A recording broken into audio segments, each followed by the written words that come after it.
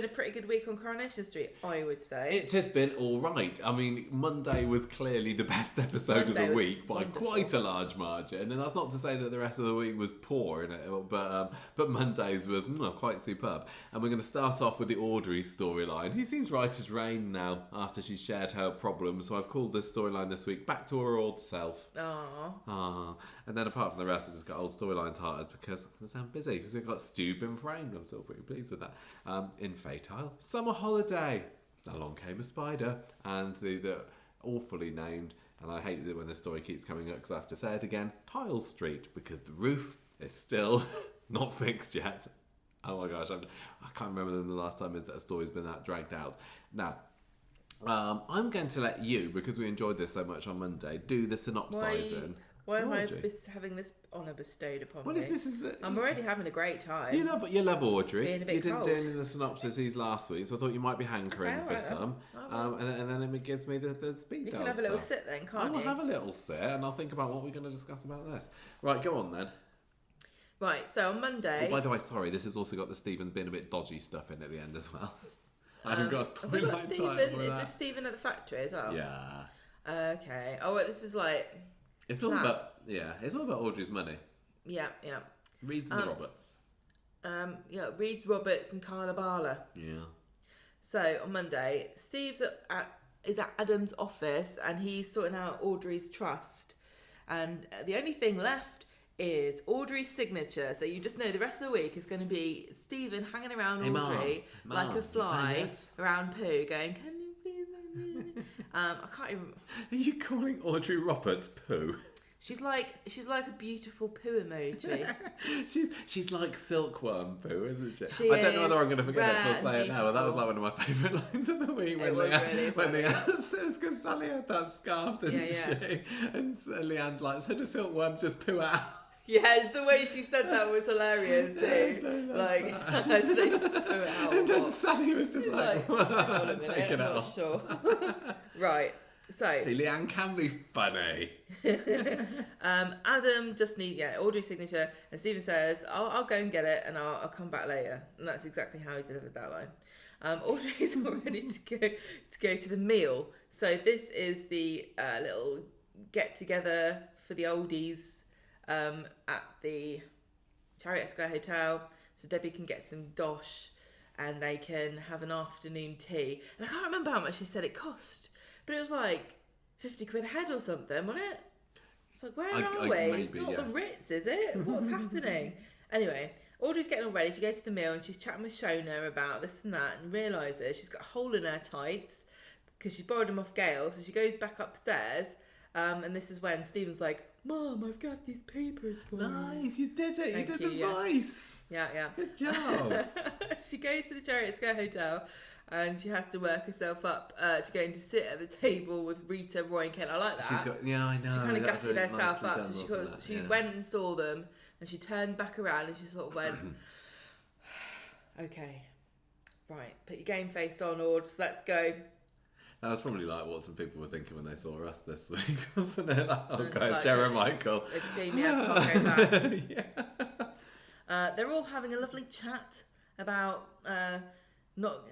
is this the first time we've been together since lockdown, etc., etc. Roy starts going on about men's flies or something, doesn't he? Ken was talking about his trousers, so Yeah. he started it, and you should know not to mention, if you don't want to go down a rabbit hole, don't talk to Roy, really. I can't even remember what he was saying. It was like the history of flies or something, He was talking about wasn't it? expandable waistline flies or something. Yeah, he was kind of talking about getting older and needing an expandable waistline. He was talking about a certain sort of fastening that expands, and I'm like, Roy, you wait till you hear about the joys of elastic. You'll never stop talking about it. So Audrey's happy. Nothing can ruin this. It's going nice. And then who walks in but everyone's favourite flame-haired posho, Claudia. Is it Rita? Oh, it's Claudia. Rita's not posho, is she? No, she's not. No. She's and a bloke who, Charles. if you really squint and think really hard, you might remember. This was great. This was brilliant because I was like, that man. I can't remember. You probably told me already this week. Did you know that Claudia was going to be back in it on Monday? I don't remember. No, that I wrote into them and said that's going to be our 10th anniversary podcast week. Please, can you bring Rula Lenska back just for a little appearance? We put in a request. You can actually, I don't know if you guys know this, but once you do a podcast for 10 years, so this is who I want on it. You can write in a request. Yeah. And we were like, I can't think of anyone else. We want Claudia. We want lots of Summer on it this week. We said, please. Bring back Henry, and they went, he's doing a play, so that doesn't work. Yeah. Yeah. That was great to see her. And she was there with Charles, wasn't her? And we walked in, and she walked in. We weren't there. She walked in, and she sat down with this bloke, and we were like, do we know that bloke? And I was racking my brains. And this is the thing too. I recognise that face. Obviously, some of these actors, especially, sometimes, especially with the older characters who are around, like Claudia and that, you're like, they've got somebody in who's like, I recognise, like, this actor must have been in something. What was it? And then he realised, obviously. Yeah, I said, it's Charles, Gemma, it's Charles. Yes, I recognise. And I was so pleased with myself remembering his name. So he was the dodgy bloke at Stillwater's, wasn't he? Was that like 2 years ago? So he was like the one in charge of the nefarious OAP gang. Yeah, that Ken and Norris took down. Busted, yeah. Yeah, and so he's back in it, and it feels like Claudia's having it off with him. Well, they're dating, aren't they? Yes, they're having a little snitty fight. Yes. Who, if you've been following us around, would have seen a few of those as well. Rita. People have been seeing us this week, and we've been just getting into little arguments in front of them, haven't they? And it's like, it's just like on the podcast. Yeah, I know. It's quite funny because it's like, yeah. We don't put it on. We do just talk over each other and argue with each other. yes. So it's like delivering a show. I don't fake any of this. No. It's all completely. I am cold. You are cold today, and as Ian Kershaw pointed out in that tweet, I'm tired. Sometimes quite tired. I am tired. Are you tired today? Give myself 8 out of 10 for tiredness. 10 being asleep. Yeah, so we better hurry up, really. Yeah, go on then. Sorry. It is a great story. I love these things. But the other thing that Ian Kershaw mentioned was side account. I'm still at a 1, and that was from lunchtime. Yes, you have had a Negroni this evening, though. Oh, yes, right. That's right. Dob me in. Yeah, but that's not why the fans love me, Michael. That's not my signature beverage. No, cider is your. I've got to stay on brand. Drink of choice. Yeah. Oh dear. Yeah, neither of us got a normal podcasting drink. I'll never have lemonade during a podcast. Maybe this is the new era. Maybe this will be 10 years. Brave new world. Right. So Charles is there. Rita's like, look, can we just concentrate on eating this food because it's cost like 100. Like how many of them were there? 5. Mm-hmm. This is like £200 worth of tiny sandwiches, and you can go to the co-op and get these. And also, I'm furious watching this. I don't want to throw anybody in the props department under the bus here, but why are you putting scones together? The whole point of scones is that you put your own cream on it, so we can all have a debate about. Had they made them up? Had they? They were just like the two halves were like plonked together. They probably went, we're not having this argument. We're not having people on Twitter going, it's not supposed to be the jam first. It's always the cream. No, it's not the cream. You put the jam. They're like, just put them together. There'll be no arguments about it, and then we can avoid all this. But no, because I'm complaining anyway. You write into that Chariot Square. I'm gonna Debbie Webster. When I see Debbie next, and be like, "What are you playing at? What are you playing at? What do you think this is? Amateur hour? How much are you charging for that?" It's quite nice to be able to cut open your scone in two as well, and you can like grade yourself for how well you got it dead in the centre. I know it's very tricky. Without slanting. Do you want to hear, everyone? I've got this tip. I don't know if it works on scones, but it definitely works on muffins, English muffins, right? And I got this off of a tip. I'm going to give a shout out to someone. Atomic Shrimp on YouTube, and he is a local to us. He lives in Hampshire, and he does like foraging and like budget challenges. He's really interesting bloke. But listen, you're going to be thrilled. Get a fork, right? Hold your little bun, and you poke the fork in around. It's like making a dotted line to cut along. You push it all the way in, okay? You've got to push it all the way in. It's not a dotted line. You're actually breaking it in half. Making it into a perforated muffin. When you open it up, it's got like a crusty edge, and you can get it toasted, and it's all knobbly. Thank me later. Back to Corrie. We're going to need another feedback section later on for everyone to just say what a fantastic idea that was. Fantastic muffin tip. Yeah. Tune in next week for more muffin tips. So... Rita's like, let's just eat this stupid scone that somebody's put together. And I know some people say scone, but I don't. Right, Audrey's like, no, listen, hang on a minute. What about Ken needs to go and tell Claudia that she's a big old bitch? Oh, yeah, because I couldn't remember where things were left here. Ken isn't supposed to be dating Claudia, is he? Because she kicked him to the curb when he left Stillwater's to go back to number 1. So Well, I don't Rita's really like, get why... Hang on a minute. Was Claudia cheating on you all this time? And Ken's like, what? Hang on a minute. Yeah, I don't know. I need to sort this out. Oh yeah, it wasn't cheating. It wasn't like when Claudia split up with me, she promised me that she would never love again, and here she is fraternising with the enemy. But you know what Claudia's like? Oh, darling, nobody could make up for you, Ken. She's like, I just want someone to keep the bed warm. That's a bit of lummers, though, isn't it? No. Oh yeah. Yeah. Anyway, Ken wouldn't keep the bed warm. He's probably stone cold. He probably leans back in the bed like a vampire corpse, and then like is completely stone cold with his arm folded and a pair of stones on his eyes. Well, you're not going to live 207 otherwise, are you? And then he gets up like, right. So Rita goes off to spy on them, and then everyone follows, and this was brilliant. This whole scene, all of these scenes, skit. This episode was full of really great bits. It was proper classic, Corrie. Yeah, it really was. So they overhear Claudia and Charles, and they're quarrelling, and I don't understand why, because nobody's paying them. They don't got a podcast. They're just doing it for free. So she says, "There's nothing worse than a man who's tight with his money and boring." Yeah, and then she's not wrong.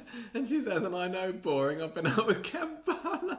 Yeah, that was one of the best lines. That was so good. I just loved Ken's reaction. And he was like, "Hang on a minute." Yeah, that was great. And Charles is like, "Stop bringing Ken up." And she's like, "Well, he's been in more episodes than you." Exactly. It was in the first episode. Yeah. He says, "I'm leaving you," and then he goes off. Yeah, he just disappears off, and that's the end of Charles. Well, yeah, because she gets mad because she's having to pay for it, so he don't care. He goes what anyway. What was the thing he said? I thought I'd wrote this down. Maybe I wrote it down later. She refers Ken as a cross between. Let me see if I did write this down earlier. Oh yeah, Mother Teresa and Albert Finney. I've got no idea who Albert Finney is, but did you? I looked him up, and he's an actor. An actor, and Ken's reaction to that was like. Okay, yeah, I'll take it. Yeah, that's as far as compliments go. Yeah, she's doing really, really well in this scene without a word. So he storms off. Charles and then Ken's like, "Hello, I'm in a bush." Audrey and Rita all just come out from behind a fern. You know what it's like? It's like that scene at the end, and this might spoil it, but I assume everyone listening has seen or doesn't care to watch Jurassic Park. The bit when the is it the hunter Malcolm? What's his name? I can't remember. The English hunter, and he's there and he's about to shoot a velociraptor, and then 3 of them come out the bush. He's like, "Clever girl," and then they all eat him. When Claudia should be grateful. She didn't get poked her face through. She reminded me of like Ace Ventura from Ace Ventura When Nature Calls. Like, hello. I'm sure he does that at some point in the film. Was that your Jim Carrey impression? Hello. Hello, it's me, Jim Carrey. Oh, am I thinking? No, actually, Ace Ventura comes out with fake rhinos bum in that film, doesn't he? I don't think that they would have had this with Audrey, Rita and Ken emerging from the arse of a rhinoceros. No. That wouldn't have made sense because Chariot Square Hotel doesn't have any wildlife in it. It doesn't have any fake rhinoceroses. I don't know what we're talking about now. Claudia joins them at the table and they have a lovely time and a saucy old chat, and Claudia's like, "Listen, darlings, why don't you go and get yourself men? I can't believe you don't miss it." It's like, what do you mean, farting and rolling around? Making you do podcasts. Yeah, going, "Go away, cocks, we've got to do recording." Like, no, I don't miss it. So they're having an all chat, and Rita reminds Ken about how they stepped out once. Yes, so this was... And she said, "Yeah, do you remember when we kind of saw each other very briefly after you'd seen that posh bird?" And that posh bird was indeed Elaine Perkins, a.k.a. Joanna Lumley. Yep. And the story was basically... I can't remember, I looked it up the other day. I think she arranged a date with Ken, but then Ken went up to Glasgow instead to see... Who did? Rita? Ken went up to Glasgow instead to go and see Peter and Susan, I think. And who arranged a date with Ken? Rita did, yeah, sorry. So Ken actually stood up Rita. And she's like, "Just to remind you, that episode's on the DVD. I'm just telling you that you stood me up." That's the episode where Mavis does her sponsored swim, which is she was weird. bloody brilliant.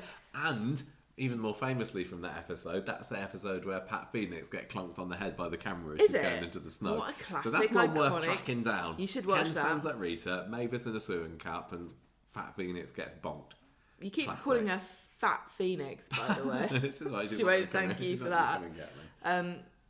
Or in the stomping ground, she might come and haunt you. Oh, yeah. Anyway, Mavis is a demon swimmer for everybody. If you didn't know that about Mavis Riley, then you owe it to yourself to watch the episode because it's very impressive. So, they're just having a lovely laugh like us, really. yeah, they're like having a reminisce, weren't they? Having a bit of a chat. All probably. I mean, we didn't get to see them talking about the absolute travesty of the scone situation, but I'm sure they got round to that at one point. Claudia asks Roy about the time he and Ken were arrested for lewd behaviour.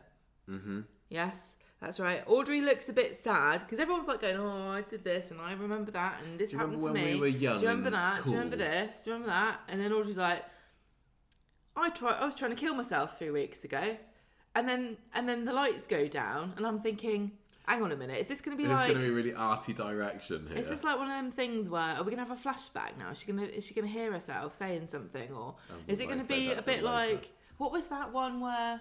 Do you remember that really famous newsreader?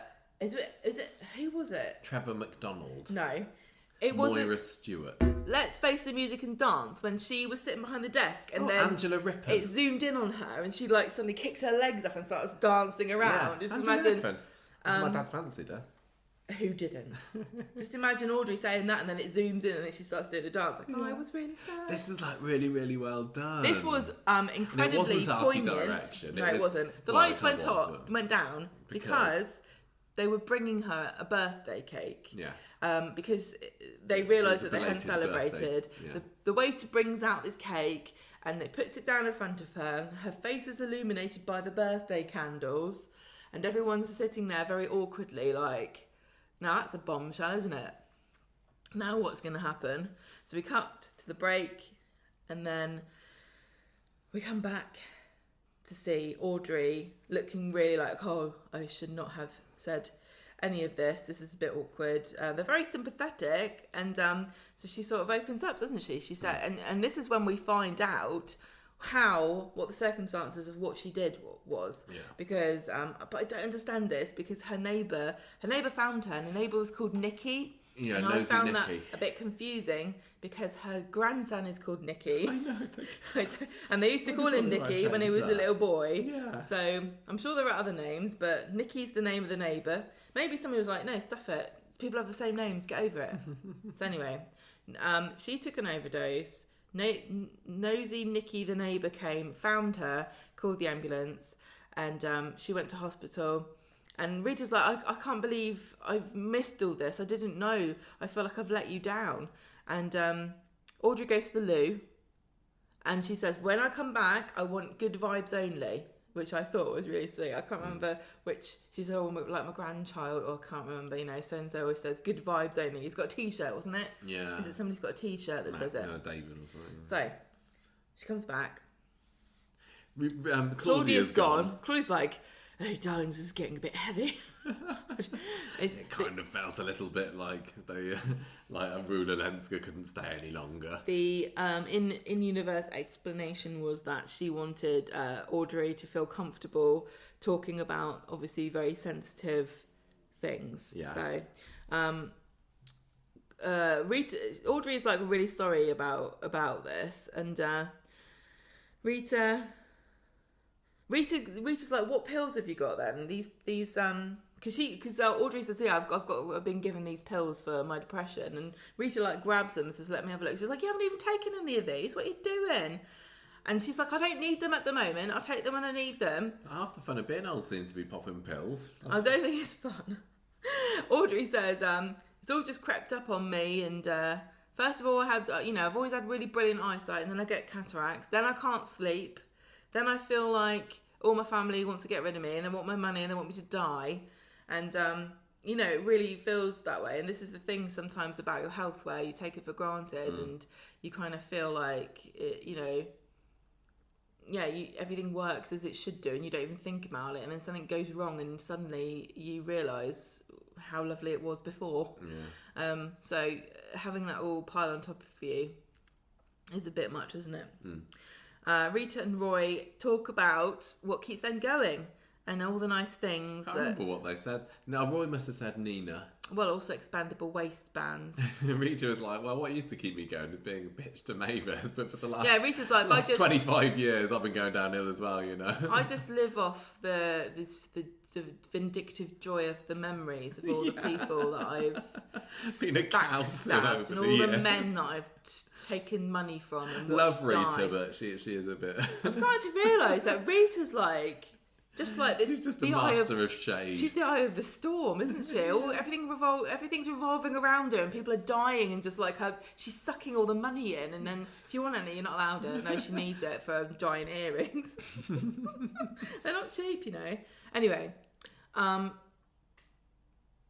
Ken tells Audrey that she's got stuff going for her as well, and I would agree with that because she definitely has a very big family, and they're all very close, and that's something. And it's Team Platt. Team Platt, he's like, look, you're not a Barlow, I know. Barlows are the best, number one, literally. But you are a Platt, and Platts were really good. And also, Gail. You're not a Bailey, are you, Audrey? Could be worse. Could be worse. And she says, anyway, they're like, shall we just meet up more often? And I'm thinking, if I was Roy, I'd be like, I don't know why I'm here, first of all, because you're all about 20 years older than I am. And also, this hasn't been a bundle of laughs, to be quite frank with you. Roy doesn't like a bundle of laughs, though, does he? Well, I don't think I want to sit around talking about suicide when I'm trying to eat cake. No, it doesn't help it go down. It was very interesting. We kind of discussed at the time that neither Ken nor Roy discussed their own brushes with suicide, did they? Yeah. Well, that's the thing. Of everybody sitting around that table, you know, Audrey's been long overdue, really. Yeah, just Rita's the only one that hasn't tried. Rita's like, I would never take myself out of this world when there are people to give shade to or advice. Yeah, or not give money to. Yeah. Unless that's Sally, I'm not going to die and let Jenny get my money. She'll just go to Canada. So. Yeah, so where are we? We're here. Where? Roy urges Audrey to everybody, tell Gail. let's all meet up again more often. Roy says you should tell your family, you should tell Gail, and she says, I don't know. But I tell you what I will do, I'll start taking my pills. So Ken, Rita and Roy go to the cafe later, and they come up with a little battle plan to look after Audrey, and they put together this plan that Audrey, they're going to go take her to the cafe tomorrow morning, the Rovers in the evening, checking in on her, but not letting her know that's what they're doing.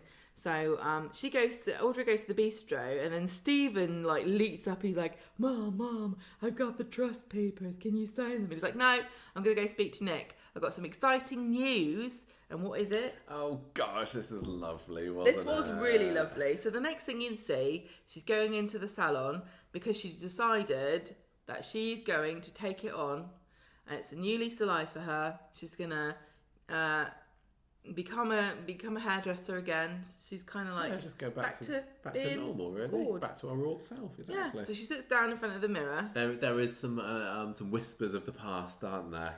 Yeah. It wasn't done brilliantly, and I did rewatch it this morning because when we were watching it, we watched it on the hub, didn't we? And I couldn't figure out what they were saying. It's like, I know there's some echoes going on here, but I can't for the life of me figure out what it was. Not the best mixing, but it was Alf and Audrey, and it was like the scene. It's when he gave her the scene when he gave her. Yes, did he buy the salon or agreed to let her have the salon or something? And she's like, oh, Alfie. Yeah. And so she sits down in front of the mirror, and she gets her pill, and she takes it, and she kisses the her wedding ring finger, and she says, "There's life in the old girl yet, Alfie love."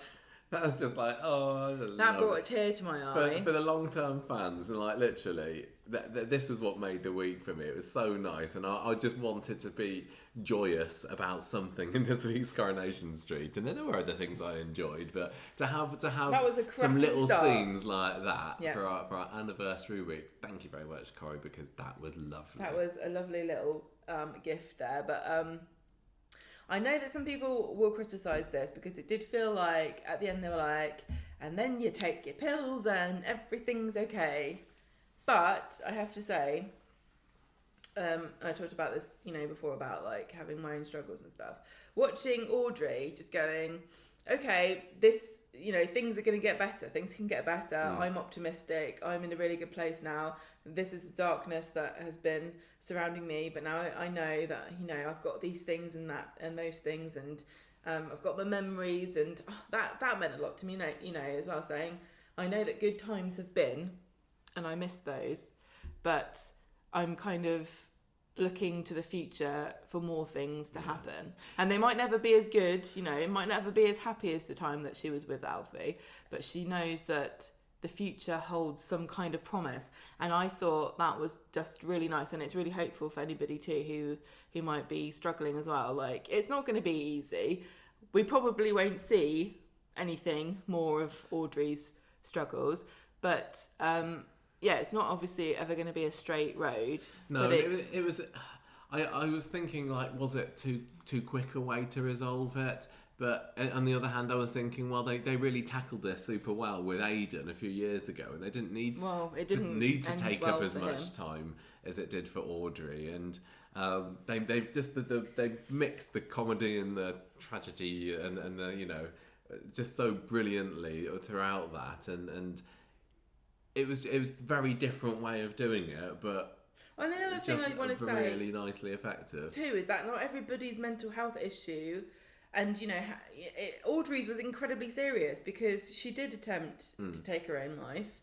It's not like, she wasn't being casual about it. No. And but if you've got the right medication, you've got the right support, it is okay. Yeah. It will be okay. It doesn't have to always end up like Aidan. Well, And they talked about, I liked how Rita mentioned, I didn't see the signs, because that was the big thing in the Aidan storyline, wasn't it? Like, they haven't bloody learned, have they? Literally, the signs were there on screen for months beforehand, and only a few very clever fans, not us, picked up on Aidan's clues. Yeah. But, so it was, same sort of thing again, but, handled in a different way. I was very, very impressed with it, actually. And the other thing too about like your mental health struggles is that it lies to you, because it makes you think there's nothing you can do about it, so don't even bother. And it also you also sometimes think, I'm not worth it, I don't want to make a fuss, I don't think that it's worth me saying or doing anything, I don't want to be a bother, I don't want to be a burden to anybody. But we seem to hear from what Audrey was saying, like, there is something that can be done, and there are people that care about you, and even if you don't have like a support system like Audrey does, because she's very lucky, I have to say, she's very lucky to have a nice big family like that, but there are people who literally spend years at university studying to help you because they care about you and they don't even know who you are. And I think that's quite so think about that too. So I hope that if you guys anyone out there is feeling down, you might take a bit of hope from Audrey's story, because it certainly made me feel like it was very, nice, very, very nice to see her. And then it didn't even end there, did it? Because we got to follow her a bit further on in the week. Yes. So she proper rallied, didn't she? She started bossing people around on Wednesday. Yeah, having Max working there, that was fun. Yeah, cleaning some sinks and stuff, shifting boxes. Yeah, they've got to. She had some stuff delivered to the Platt's house, and I can't remember why she said this, but I think she's just trying to annoy her family, because she had a reason for it. But then everybody has to shift all the boxes up to the salon, and she says she's alive and kicking and has a beady eye and everyone's split ends. And Shona's there playing with her hair, going, "Oh, hang on." Oh God, I love Shona so much. Later, Max, Shona, and Stephen are helping her set up. And this is this in the... I can't remember where this was. But... I think this was in the salon. Stephen comes in. Stephen grits his teeth when Audrey's joking with Shona about the fact she's not going to pop her clogs anytime soon. Is he going to try and bump her off? I'm starting to wonder. Like, I'm seeing some scenes of him and he's like... seems to be genuinely concerned about her, and other times he gives a look like things would be so much easier for me if you weren't here dead. Anymore. But you haven't and to be honest, you haven't signed your papers. Audrey hasn't been a huge part of his life, has she? Well, like she didn't meet him for the first 50 years of her life or something, and then he's been living abroad. I'm sure he could get over a little bit of, he'd be sad for a bit. Yeah. So Stephen catches up with Rita and Ken in the cafe, and then he starts saying, "Oh, Let's even try doing his voice again. He refers to the recent difficulties that Audrey's had, that the GP's helping her with, and they're like, oh, I'm really glad that she said something to you about it, and you helping her with it and support. And he's like, oh, it's just so dreadful because can you imagine being a hairdresser with really bad feet? Like, what do you mean really bad? What's wrong with, what has she told you? What she said? You know that Audrey would never say anything horrible. Like, she's not told him she's got athlete's foot or an ingrown toenail or like a bunion or something. She's probably told him that she's got a fallen arches or something romantic. You know what I mean? So they're like, oh, is that what she's told you? I know something you don't know. It's not our... And they weren't even like being subtle about it. Ken was like, well, in that case, I don't think we can tell you what is the real problem because she's been struggling with something else. But the worst is over. It's like, what is it, armpits? She's got earwax, impacted earwax. She's got ingrowing hair somewhere. Some kind of really embarrassing piles or something. She's got a rash. Yeah, on an her embarrassing bum. place. She's got a tattoo done and it's infected. got a bit septic. She's got Alfie forever. Yeah. And she tried to get the face. She took in the big frame mayoral portrait of Alfie into the tattoo parlour and says, can you do this on my ass? Exactly. And they were like, yeah, obviously, when no one else comes in. So, he knows something's happened, but he doesn't know what it is.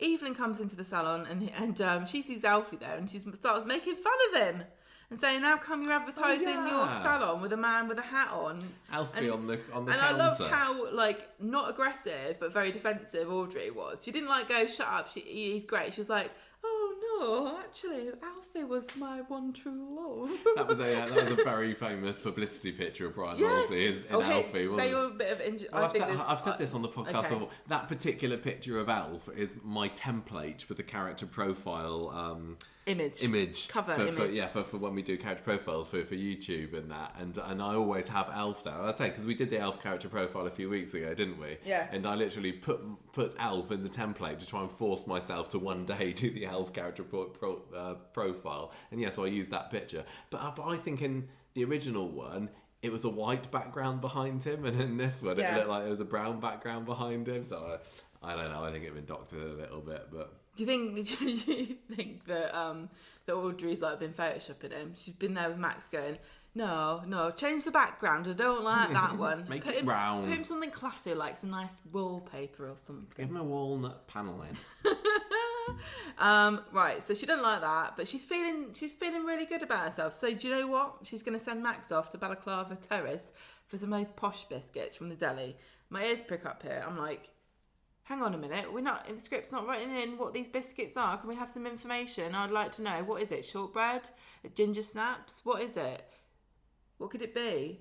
Caramel shortbread? Bit of caramel in there makes a biscuit. Maybe they're like lavender shortbread. Maybe it says like nice Fox's biscuits, the cream Yeah, but no, inside. this is like a deli made one. They've made it themselves. Now, you had your haircut today. What did you have? You were offered a beverage. Yes, I did go to the hairdressers for the first time in my life. The barber asked me for a drink, and I was like, the barber offered you a drink. He didn't ask you for a drink. Oh, no, he offered me a drink. I was like, oh, no, I'm fine. What did you say? You didn't have anything. I didn't have a drink because I didn't know what to say. You said to me, oh, he's offered me a drink, and I was like, good, you bloody should get a drink for the price you're paying. You wouldn't have got me a milkshake or anything, would he? No, I don't think so. He might maybe got you a beer. Yeah, he did ask me about what my favourite drink was, because I said, we're going out tonight. And he's like, oh, what's your favourite drink? And I was like, oh, yeah, Bubblegum flavoured. Foamy bubblegum one. Anyway.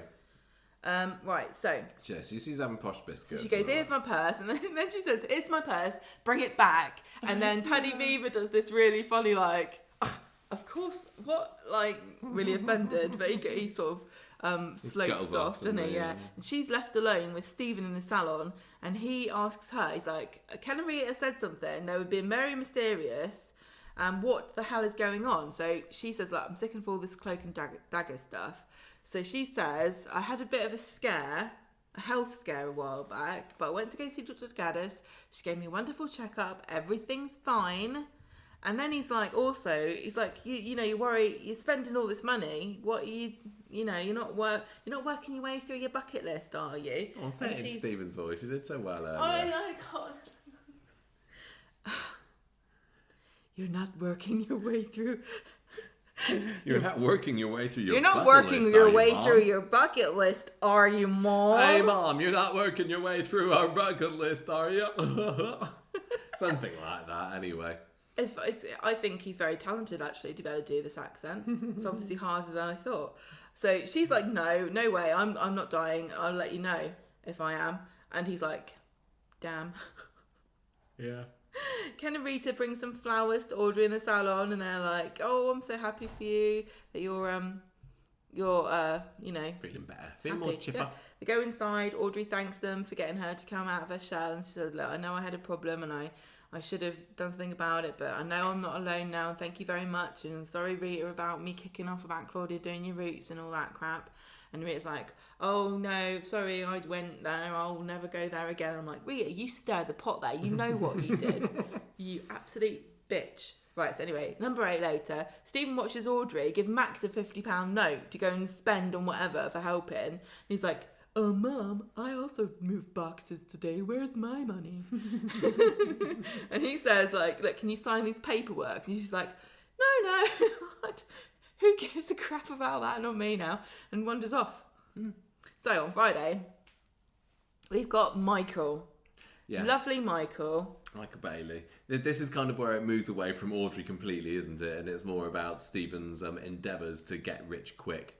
Yes. Yeah, I mean, get rich quick in very small increments. So he comes into the factory. So Michael comes into the underworld office where Sarah and Carla, and I have to say Carla's back on form. And I also want to say, earlier, was it last week, at some point we were moaning, and we've been moaning to lots of people. No, I know, it was out of character, so this is why I remember it, that we were complaining about Underworld being completely empty. Nobody's in there. All they do is walk around in the office. They carry boxes sometimes, but you never see them doing any sewing. But this week, it was like when everyone ended up with the Rovers, everyone was in the factory. And it was like a breath of fresh air. It was magnificent to see everybody there. They were singing a weird song, which probably everyone loves and is number one. I've never heard it, about something to do with being happy. But it was so nice to see everybody behind the machines. And that was earlier in the week, wasn't it? Yes, yeah. But we finally get to see Carla bossing people around, because that's the other thing we said, you know. I've been saying a while, you know, I think Carla's... You literally were saying just a few days ago, weren't you? The best thing about Carla is when she shouts at people who aren't working. And then literally, she did that. She came out and she said, "Stop flapping your gums and get on with it," or whatever it was. So I felt like the Corrie gods have been smiling upon us this week. And we got some really good, you know, I won't say classic, because, you know, that makes people think I'm talking about the 80s, but... How would you say it? Like core Corrie goodness. What with with the factory stuff? You know, with the 70s, 80s, 90s. No, I'm not saying. Gold. No, I'm not saying it's wasn't classic. The same. I'm saying it's like one of the base elements. You know, one of the you know, the periodic table of Coronation Street elements is slowly being filled back up again. Yeah. Nice. Don't you think? Yeah. Aren't I good at metaphors? Well done. Sorry, I was distracted then. Okay. There's a conversation going on the phone that I was just typing away in there. Well done. But whatever you said, you're perfect. You're dead on. I was absolutely spot on there. Dead on, so you were. Really? Charlie Lawson's doing a podcast next week. Everybody, I'm really keen to listen to it. We're not doing a news section in the podcast. We're not doing a news section in the podcast this week, but here's the news. Charlie Lawson's doing a podcast. All these Corrie actors doing their podcasts. I'm feeling very threatened here. Who else is doing one? What do you mean?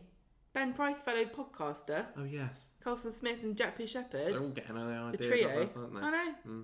We're pioneers. You know, we walked so they could run. Yeah. So anyway. Right, so Michael comes in and goes, "Just so you know, I was going to say Coronation Street website. Because that's what we were thinking. The Coronation Street website. Just so you know. Just so you know, there's still a section on the Coronation Street website about Sebenina. He's like, Michael Bailey updated that. Just so you know, guys, the Coronation Street website is crap and all the tabs don't make any sense. And also, some of the character profiles need updating. Yeah, it's still got Richard Hawley. I don't know that it has anyway, actually, but... That I thought was quite funny. I don't know if somebody in the writers' room was trying to get somebody who's in the digital department to pull their finger out, but who knows? I think it'd be easier just to tell them than to create an entire episode revolving around it. Carla set Sarah on. She's like, "You'd sort it out, Sarah." So Sarah goes and asks Stephen about it because he had an amazing website when he was in Italy, and she says, "Can you get your mate in Milan to look into it?" Lorenzo. It's like, what the hell are you talking about? Is it really so specialised a skill that we need somebody from Italy to come here and do a website? I don't want to be mean. Does it these days? I don't want to be mean, but I've not been to Italy recently. But whenever I have been, and I've had to look stuff up on the internet, like the local stuff, I wouldn't say that their web design is unparalleled. I know. Yeah, I think it's one of these things that, like, anybody can make a website, but if you know somebody that knows how to make them, then why not ask them? I think it was more Lorenzo. All right, Michael. All right. I'm not allowed to nitpick all of a sudden. Well, then this is going to be a very short show, isn't it? So, Stephen's like, "Oh, I can't do it because he's not available, and he's really, you know how good he is at websites. So he's probably got a load of work on." And Max says, "You know what? I could do it because I do videos. I do AV." And then everyone said, right? In real life, everyone will say, "Max, we're not asking you to do a video, love. We want you to do a website. Do you know the difference?" And they teach them all Sarah sorts of skills these days. Sarah says we've got a budget of 750 quid, and Stephen's like, starts frothing at the mouth, doesn't he? And also, I know that Max worked really hard on this. That's like 15 £50 notes. Oh my god! He's like, I'm surely gonna get a finder's fee here because I suggested Max. Yeah. You can't give Max £750. I've got to take a cut because I'm his agent as well. So Max then starts snapping photos in the factory, and Carl's like, "What the hell? Why have we got this kid doing it?" And it's also like there's a little boy here taking photos of knickers. Are we going to get investigated? Really cute, though. There was like scenes really later on where he was too embarrassed to say knickers, and he was like delving around in, I don't even know what they are. I don't understand about lingerie, and then coming out with bras dangling off his arms or whatever. Yeah, Funny it was really. stuff. It was. I thought it was adorable. So he's snapping away. Yeah. Sarah's like, well, we've only got £750, so all we can do is hire a 13-year-old or however old. Sarah then goes off and talk. Can I just say, Sarah, I'd do it for less than that. Yeah, I made a photo. I know how to take photos. I'm quite pleased with the pants. Conversation Street website. So Sarah goes and speaks to Lorenzo behind Stephen's back, and then she comes and confronts him and says, "You know what? He had nothing nice to say about you. You haven't paid him for 6 months or however long." And then I should have called the storyline Lorenzo, but OWE on the end. It's not really about him, though, is it? No.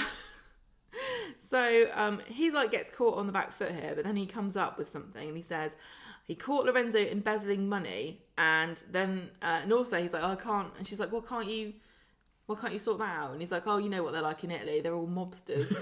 Basically said that, didn't he? He's like, "Have you seen Goodfellas?" So he says, "Look, I'm really mad at you because you went behind my back." There goes Coronation Street's chances of going to do a special DVD episode in Italy. Everyone all the Italian watchers are like, "I'm telling this, mark their card off. now. How dare they?" But I was pleased about what they said about our web design skills, but then to call us all laissez-faire about fraud, and that's not even an Italian word, that's French. How insulting. So he then shames her, doesn't he? It works because she feels a bit guilty. He's like, "I'm so disappointed that you went behind my back." Yeah. So there's a to-do outside, and Carla's shouting because a driver's come and delivered the wrong sort of silk. And he drives off, but Carla says, "I want silk that's been pooed out of Silkworm's bum." You got the synthetic stuff. So no, it's not thick enough. It wasn't thick enough. They could have asked What would Kurt you recommend that the out. silkworm eats more of to thicken up its silk? Oh, nice. No, I don't know. Avoid curries because that sometimes runs right through you, doesn't it? Yeah. That's probably what happened. Yeah. Probably had a nice feast. They've probably been eating all the what's it called? The leftover food. They want some really nice of. fibrous silkworm. I bet you Roy's could hook them up with some fig rolls or something. Yeah. Well, I mean, it's too late now, Michael. We should have helped earlier. Carla says... Well, I don't think they've solved the problem by the end of the week, have they? No, but this is, you're talking about starting from scratch here. Have you got any silkworms? No. No, exactly. I think they sell them down the precinct. Oh, the precinct's not ready yet. Oh, the precinct's not ready. I mean, Media City's quite posh here. They might have a silk quilt. Actually, this is the kind of place where they definitely have a rooftop silkworm farm around here somewhere if you ever need a scarf.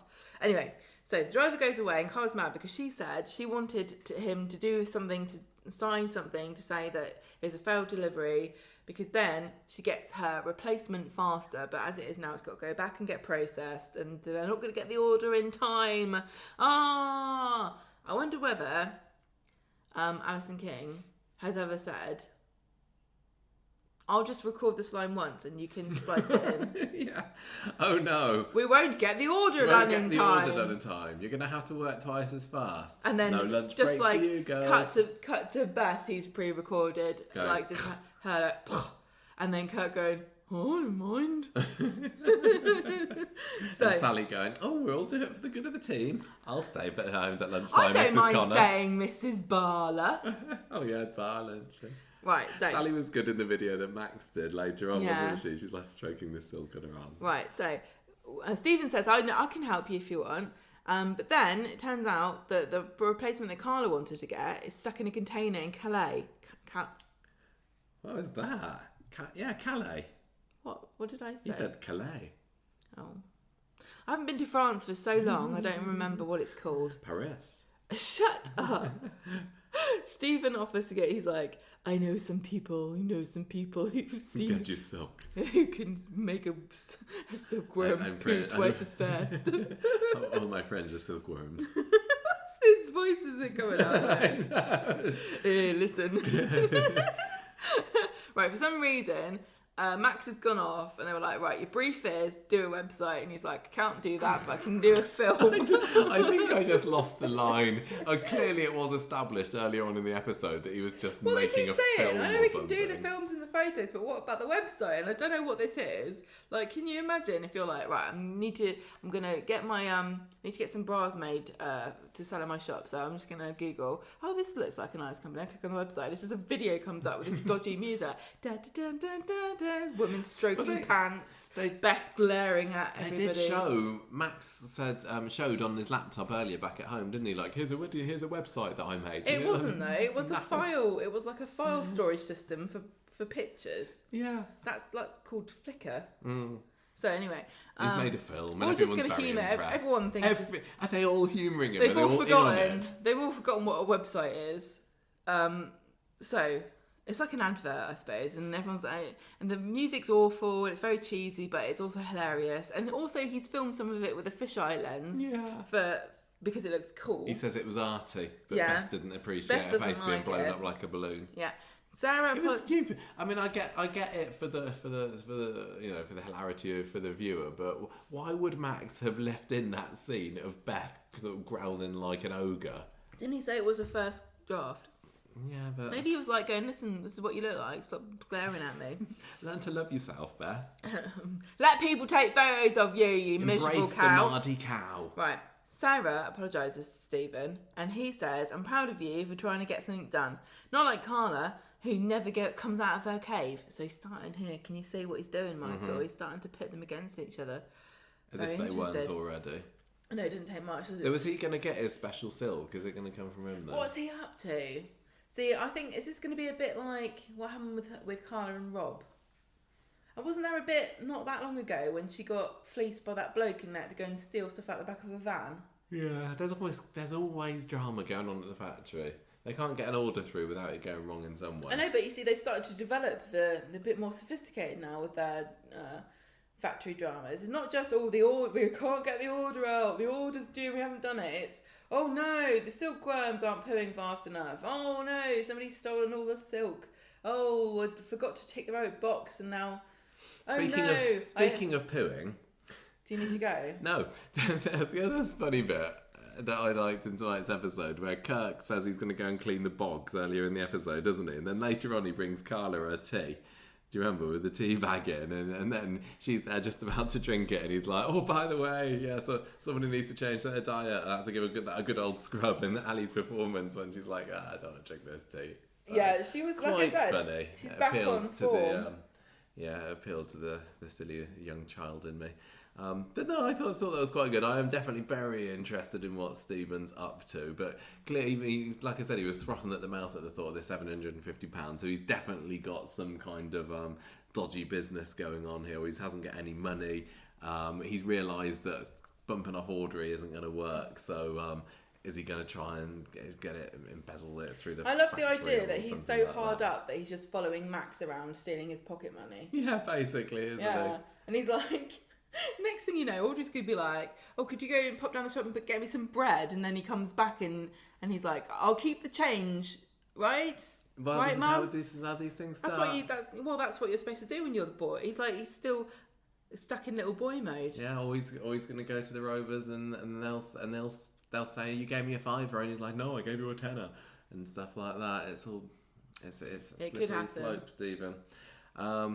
Anyway, I really am interested to see what he's up to. It can't be. Thing is, because he's like perking up at £750, and I've just kind of made up that he thinks he's going to get this money. I don't know. But he was going on about a deal that was like £20,000 not that long ago. yeah, Has he fallen so fast so quickly? Well, no wonder he was so mad at Kevin when he couldn't get to this business deal, because maybe. Yeah, but what was this bloody business deal that's worth 20 grand? It's like, well, you got to be here. And was he going to be in an episode of Who Wants to Be a Millionaire or something? Yeah, maybe.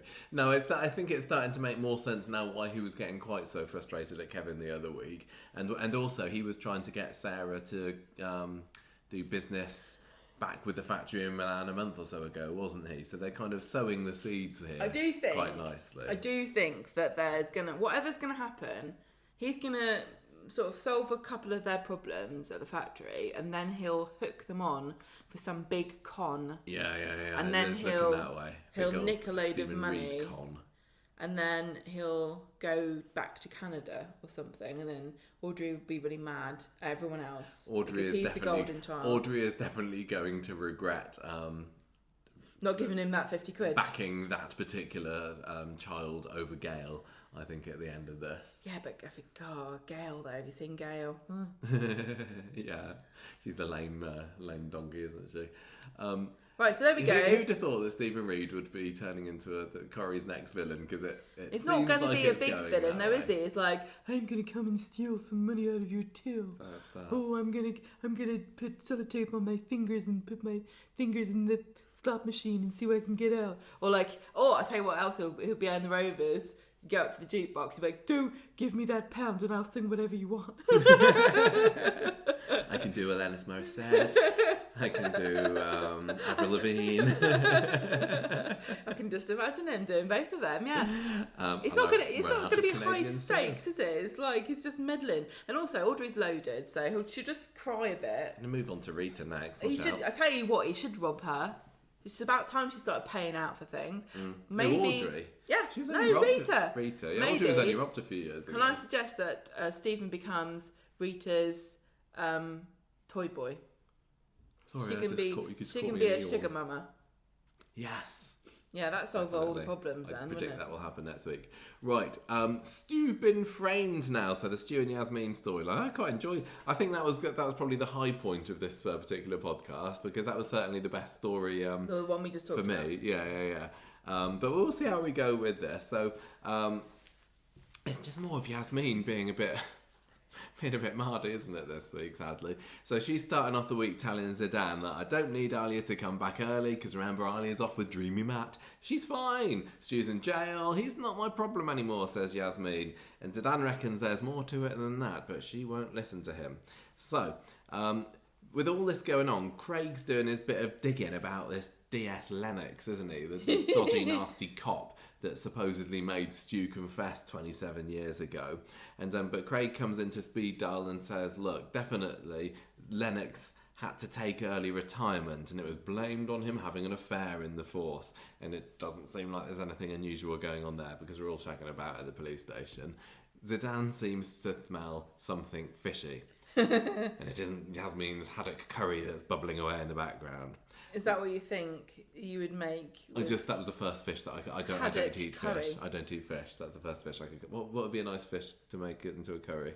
I don't. Oh, you maybe had a kiss abuse. I would imagine it is actually. There you go. But I was thinking of maybe a nice cod or a monkfish or sea bass, maybe. Mm-hmm. It isn't Yasmeen's monkfish masala that's bubbling away in the good background. Later on, Zeedan's he's got his laptop out, he's got his Voggle, he's Voggling Lennox. And then there's this weird scene where Billy and Yasmeen, I think they've been listening to the podcast stuck in the kitchens or something, because they come out of the background, burst. They're just rolling on the floor, aren't they, with laughter, these two. Something has tickled them. And I can't remember what it was. And Zeedan cancels the search. He doesn't Voggle Lennox because he doesn't want to make things worse again. Yasmeen's on the up, so let's not poke the sleeping dragon. Yeah, here. what do you reckon Billy and Yasmeen were laughing about? Again, they may well have said on the programme. I thought it was supposed to be mysterious. And Was it it was about- joking. Was it about this Christian rock festival that Billy's got tickets for? It's like, Where can you were believe they? that somebody still wants the tickets to these? Well, they were just in Speedo, weren't they? No, what part of Speedo? They were in a back room. What? It wasn't the kitchen, No, was you're it? right. Or It was wasn't it the kitchen? No, it wasn't the kitchen. I don't think.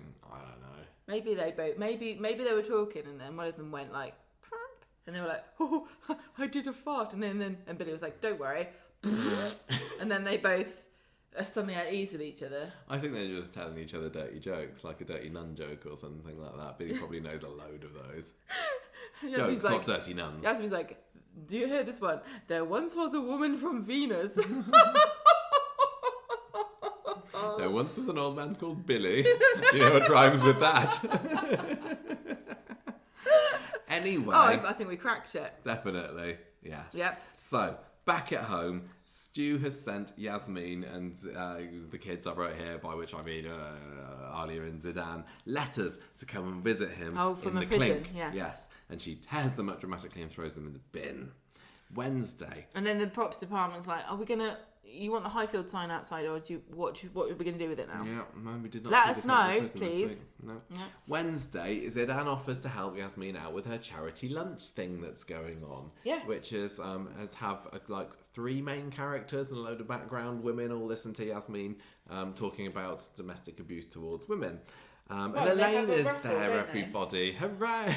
Yay! We had the usual reaction in this house when Elaine walked into the scene, which is pretty much like, oh no, not you again. You're so mean. I just can't help it. I'd really like to like Don't Elaine. have to say mean things. Really all the like time. it, and Paula's seems lovely. I've not met her, so I can't Look, say. we can But just say we used to really love Elaine. any character can come back. Yeah, Any character that we slag off on this podcast, we just like that we can change. So there is still hope for Elaine, but at the moment, when she comes into a scene, we go, oh, I thought you'd left. Anyway, we don't slag off. We give carefully considered critiques. Yes, we do. We don't slag Yeah. anybody off. Anyway, Yasmeen's telling her that it's a chance to change her negative experience with Stu into something more positive. So, Craig comes visiting Zeedan again and he's like, honestly, I know I told you this last episode, but there's nothing suspicious going on with Lennox. Looks like he really did have an affair. Also, by the way, Stu might be released in the next few days. Yeah. Because he's seeing his probation officer. So, I want to. Right, He I doesn't don't. know. I'm not following. I have to say, I've been finding it difficult to follow some of the stuff that's been going on. What do you want to know? I can tell you. Like, I know this story. who cares if he had an affair? What was this, 1958 or something? They're like, oh, we can't have policemen having an affair. We have to keep them Maybe off the he force. had an affair with one of the crims. I know, but what? Yeah, but that's not the story then, is it? The story is the criminal thing, not the affair thing. Maybe he was having an affair with like the Yeah, but you keep saying. the chief inspector. Yeah, but you keep adding to it to make it make sense. But they haven't put that in, have they? They've gone, They he had might an have affair. So I what? can't They must remember all be everything anyone knocking each said. other off around there. What else is there to do? But the full PD don't arrest anybody. They're probably all out. They're like, sorry, we can't have anyone in the cells because we're all shagging in there all night. Don't tell Craig though, because he don't want him to come. Anyway, they do. I mean, we've all seen Life You on know, Mars. They all DS get up to all Beckett, sorts. you know what she gets up to? What? Wow, I can imagine. Anyway, All right. Stu might get released, and Zeedan's like pretty worried that this could set Yasmeen back. So he says, Well, I think he's right to worry so there. Craig says, look, I'll have a word with my boss, What? The boss of what? Prison? the boss of The Lennox. boss of no. The what? The boss of the justice system. the Queen? Yeah, just Because, talk you to know, the Queen. the Queen is his boss, technically. And it is at Her Majesty's pleasure. So do you think Craig will be like, listen, Liz, could you keep stewing for a bit longer? Because old Yaz is going to kick off. I know you watched Corrie, don't you? Yeah. She's going to go mad again. And Queen Liz was like, oh, no, not that again. I don't want that to happen. So Zeedan has a chat with Roy in the cafe later. And if you watch the scene very, very carefully, you'll see that there's a bit where you can see Roy's face and the back of Zeedan's head, and his mouth is moving up and down, but no words are coming out. Just for like half a second. He's probably chewing gum. Go and have a look at it again. He's having maybe he's exercising his jaw. He's definitely talking, and they took the talking out. Maybe he's taking the mick out of Roy. Maybe Roy's talking to him and he's like going, blah, blah, blah, Roy. Anyway, Roy says, yes, we must protect the ones we love, especially when we're at our most vulnerable. So that gets Zeedan thinking. It's like Zeedan's like, I'm going to put that on a mug. Yeah. So Yasmeen gets this nice full speed dial. Now, who's it that turns up? It's Leanne, Sally, and Elaine. I think they're the main characters that come along to this. They're all after that scarf. Oh yeah, this Sally wants. Well, they're not, are they? Sally wants Because the they silk know. scarf, doesn't she? I think they all want the tickets to the Christian rock festival. Personally, I think they should share them and all go together. especially Leanne. I think that's right up her street. Do you reckon? So yeah, absolutely. So Yasmeen does her speech about abuse to the women, and then I thought that this bit was really nice actually. Someone comes and speaks to Yasmeen afterwards about her story, and she was like, "Oh, you gave me my strength. I heard about you, and I escaped my abuser." And Yasmeen's kind of starting to get built up a little bit, but going, "Oh, I have made a difference. That's lovely." But the woman says, "But this all kind of makes me feel. He still makes me feel guilty about it." And Yasmeen says, "No, it's not your fault." And then this woman says, "Oh, I don't think I can ever trust a man again." Have you ever felt like this, Yasmeen? And Yasmeen just throws her hands up. She's like, All men! the bloody time. Don't talk to me about men. she kind of And then Claudia pops up and goes, "Oh, but you need someone to keep your bed warm, don't you, darling?"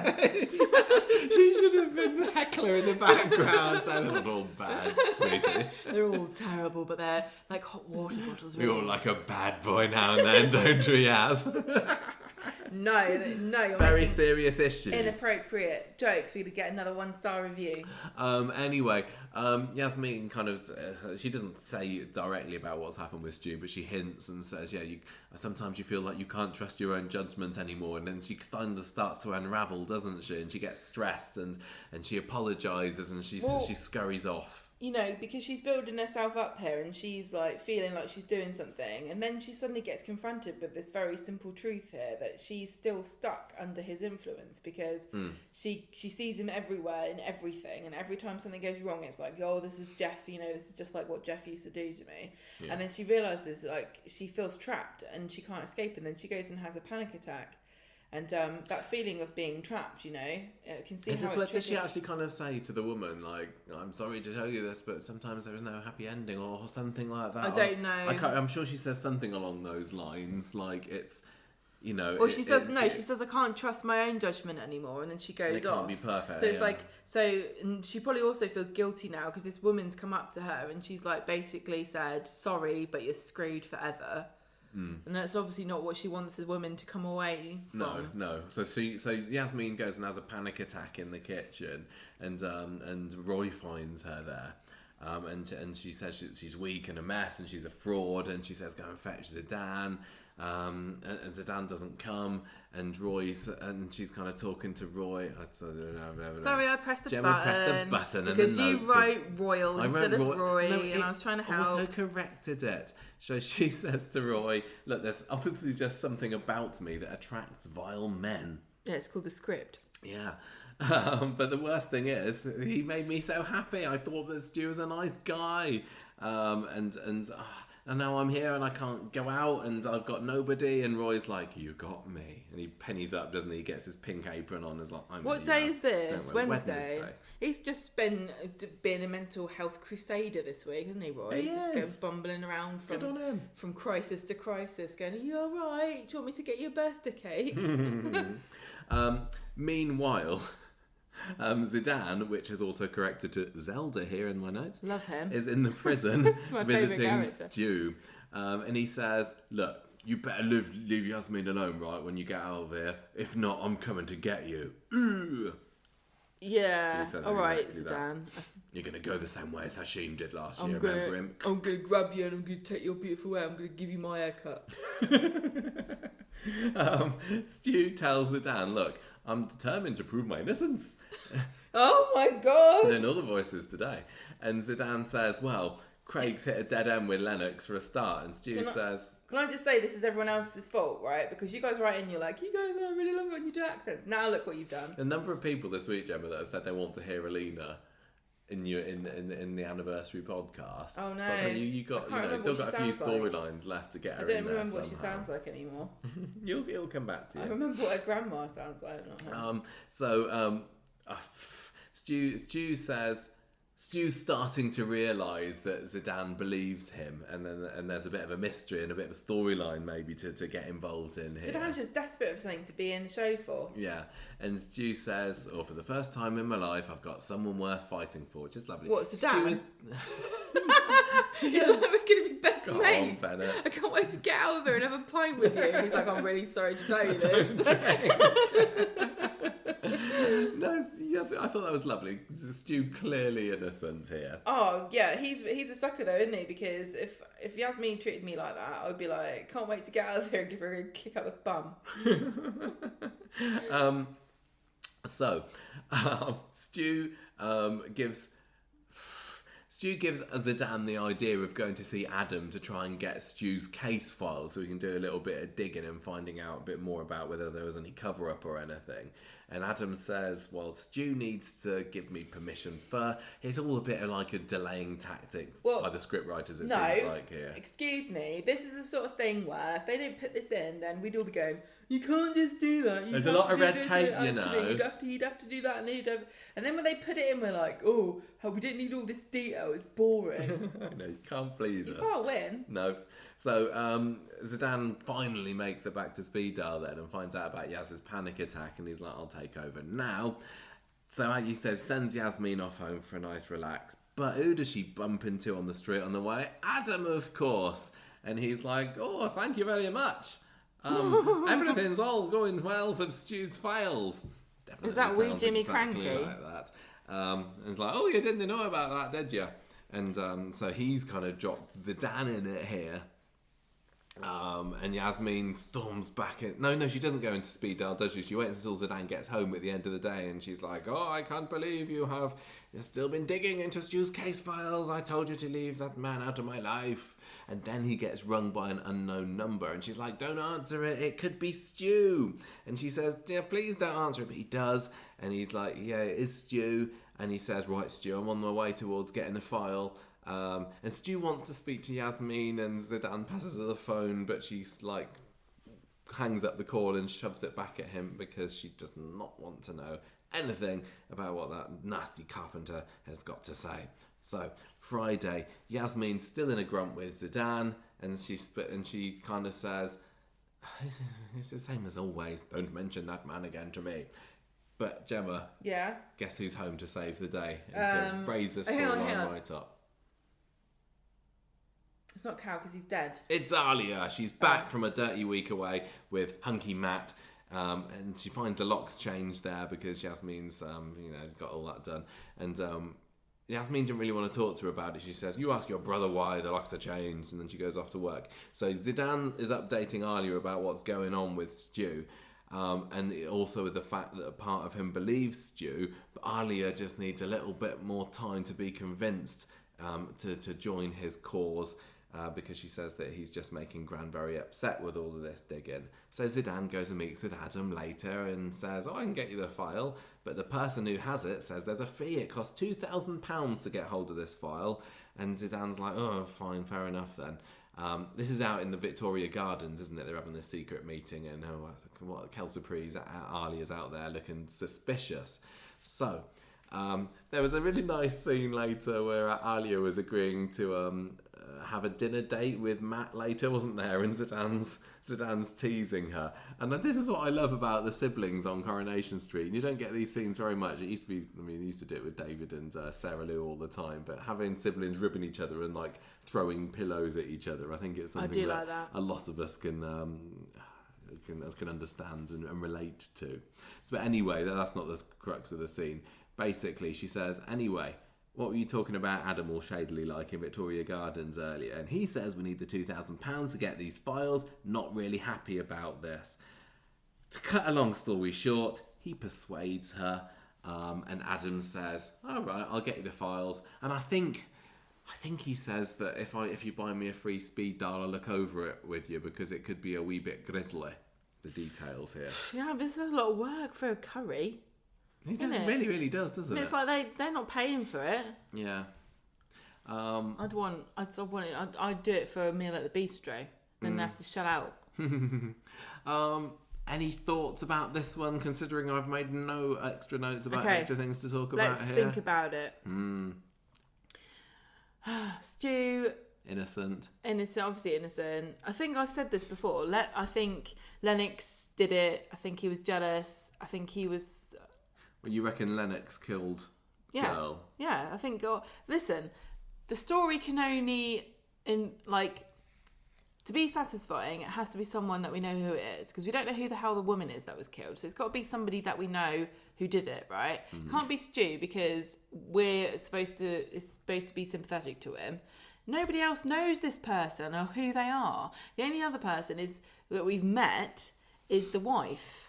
And also, we know Bridget exists. No, we met her? We met Bridget, right, we went around to see her. But we don't know her very well. So my prediction is that, like, a few weeks' time from now, some like, big, beefy, scary man will turn up. And he'll, like, go up to Craig in the station and be like, stop poking your nose into things you don't understand. Leave it alone. Otherwise, I'm going to have your badge. And it turns out that's Lennox. And then Lennox will keep cropping up and staring menacingly at people. Then he'll, like, attack Yasmeen and Stu will save her. And then it'll turn out that he'll be like, I can't believe that you're trying to stop me from killing again. Like that, see? And then everyone will go, again? What do you mean? And he'll say, oh, no, I shouldn't have said that. It was me. I think it's just going to be Craig. I'm just going to have to hold my hand up. It was me what done it originally. And I think that Craig's just going to look on the now. Computer on the police station, even though he shouldn't do it. He's like, I shouldn't be doing this, but I've got away with it many of the times before. I'm just going to have a look into DS Lennox. Now, here's his address. I'll leave it here, and you do with it what you will. I'm just going to see DS Lennox, and there's like definitely everyone's got their like section of crimes that they're trying to hide what they did, and we put them all on, log them all on there, just out of professional courtesy to each other. Could Lennox? Do you think it has anything to do with this affair? Was Lennox having an affair with the person that was killed? Because wasn't Stu having a relationship with her? Was Stu being two-timed with Lennox by this girl that got killed? Lennox is the one... Stu was the one having an affair. They kept saying he was involved in an affair, or he had an affair, or there was an affair. But I reckon it was Stu that was seeing... What do you mean? Oh, go on. I thought you were saying Lennox was having an affair with Stu. No. And then the girlfriend got crazy about it, and then they had to kill her. Yeah. Because she was mouthing off. Yeah, they did it together. Cracked it. Right. No. Stu was the one having an affair. It wasn't Lennox having an affair, but that's what happened. He got kicked out because he couldn't handle it, and that's why he murdered her, because they were seeing each other behind his back. There you go. Well, we've got it on tape now, so we'll be able to get this episode up in a few weeks' time when it all comes out. And if you don't want to use that storyline, Corrie, don't worry about it. I'll just crack out a Mills and Boone plot with that, sell it. I'll make £1 million.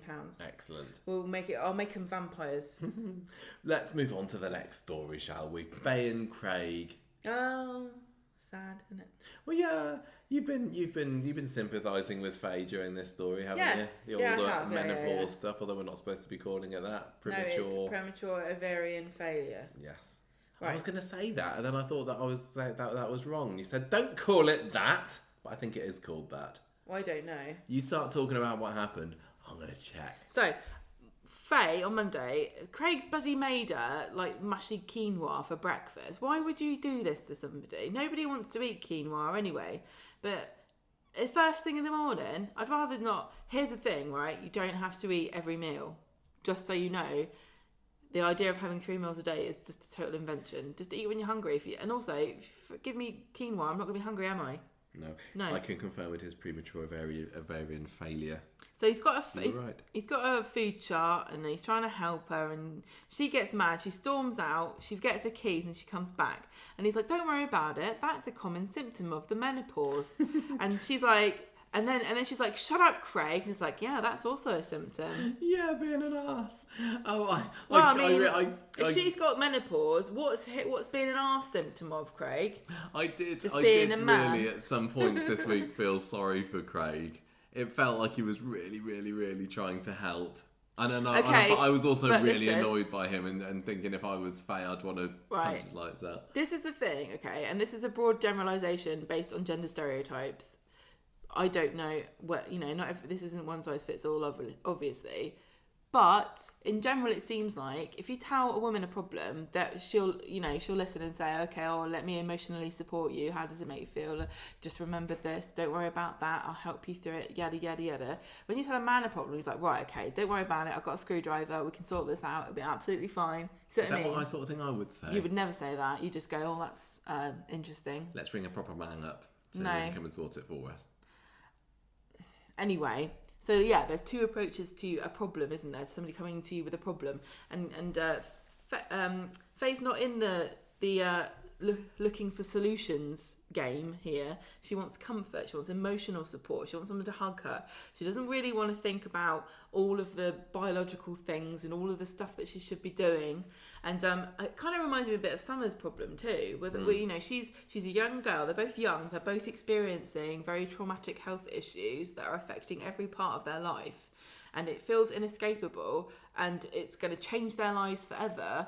And they're not really getting. I mean, Summer's getting like overwhelming emotional support and from her family, and Faye's just getting, eat quinoa. I've got you a 90.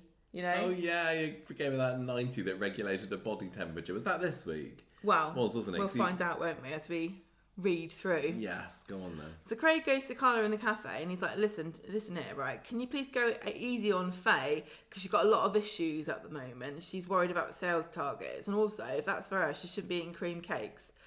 So, and then Carla's like completely unimpressed with this, because who would take orders off Craig Tinker? The criminals of Weatherfield.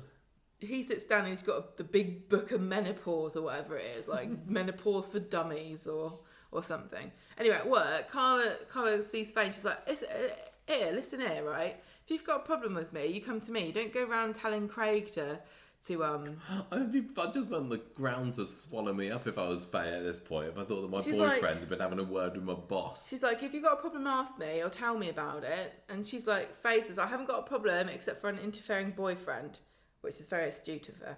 She stomps home.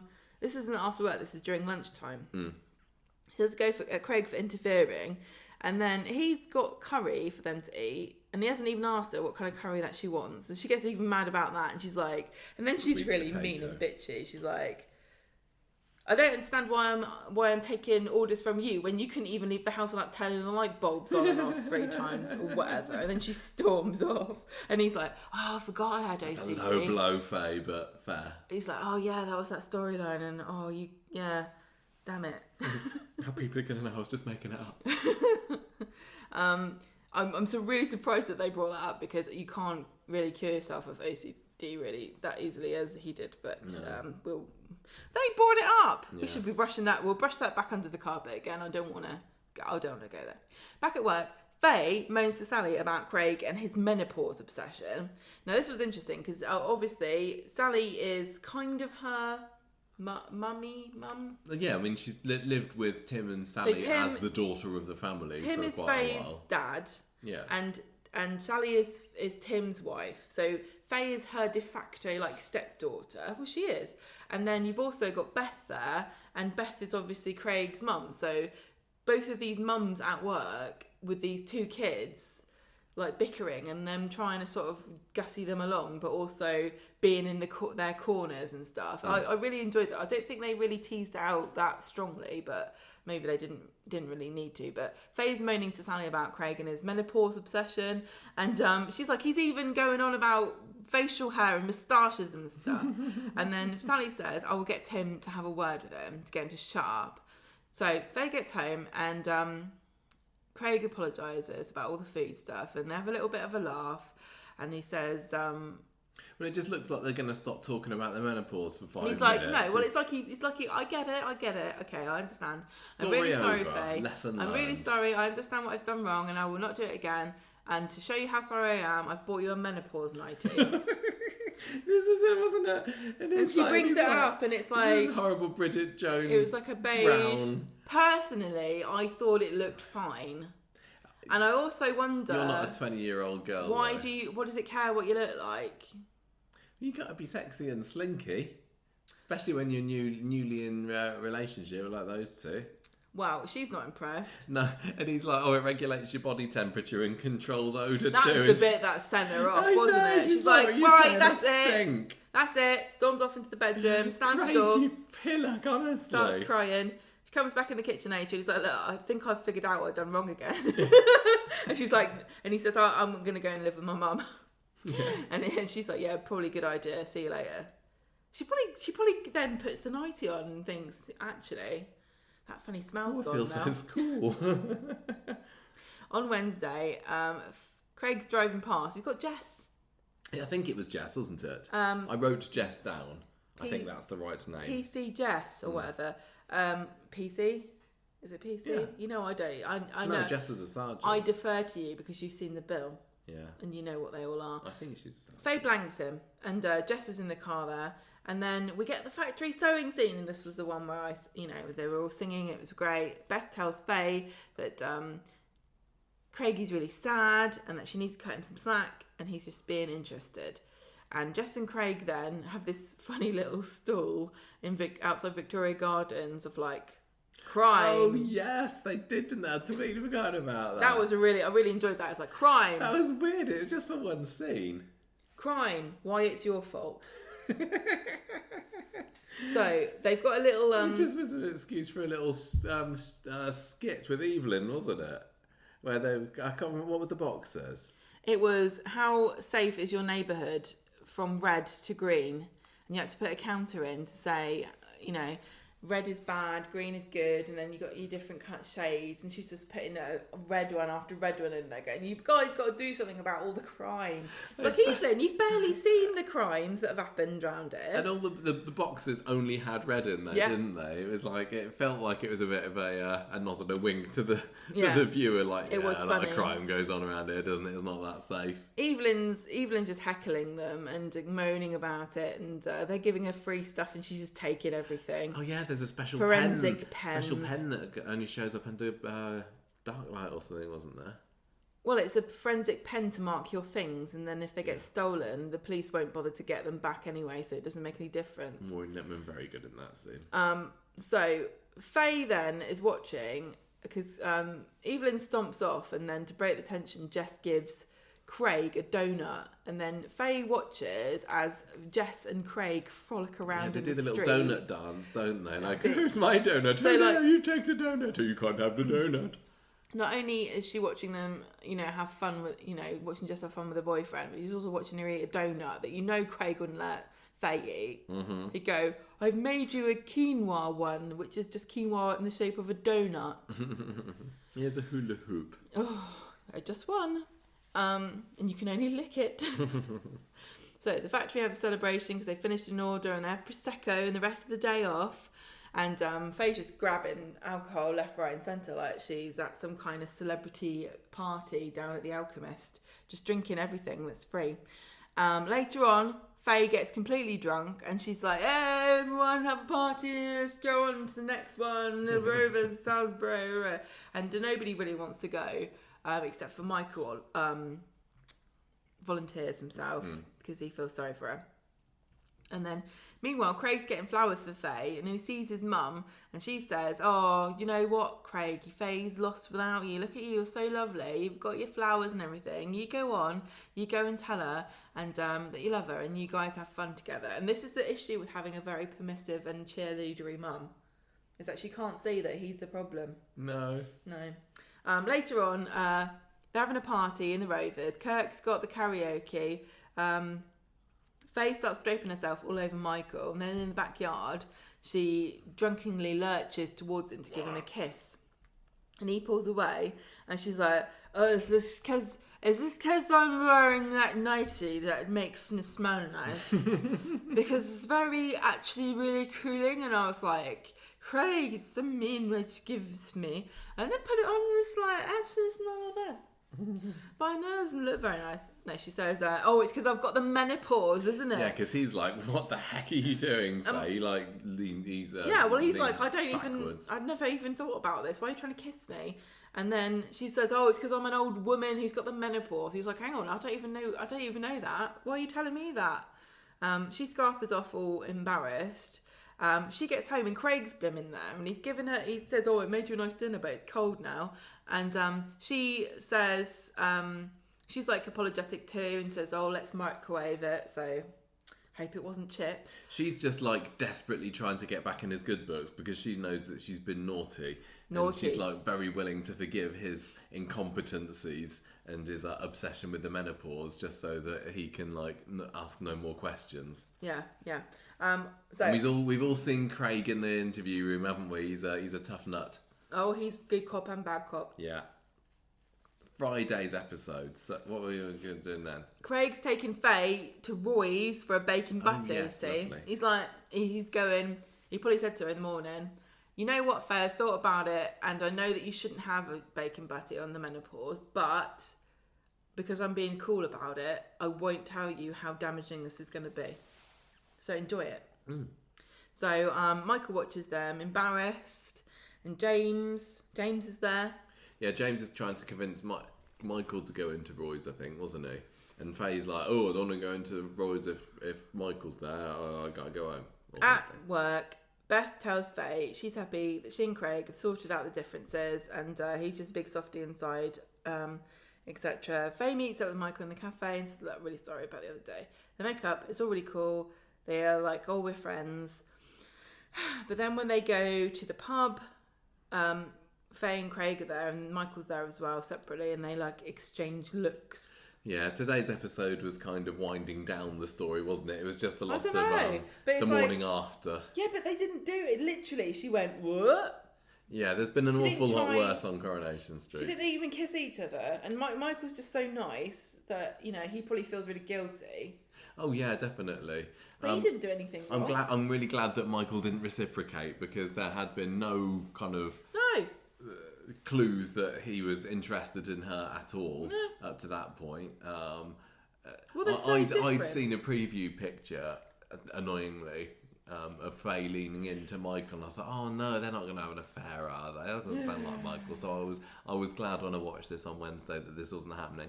And I think you say it was just a drunken lunge.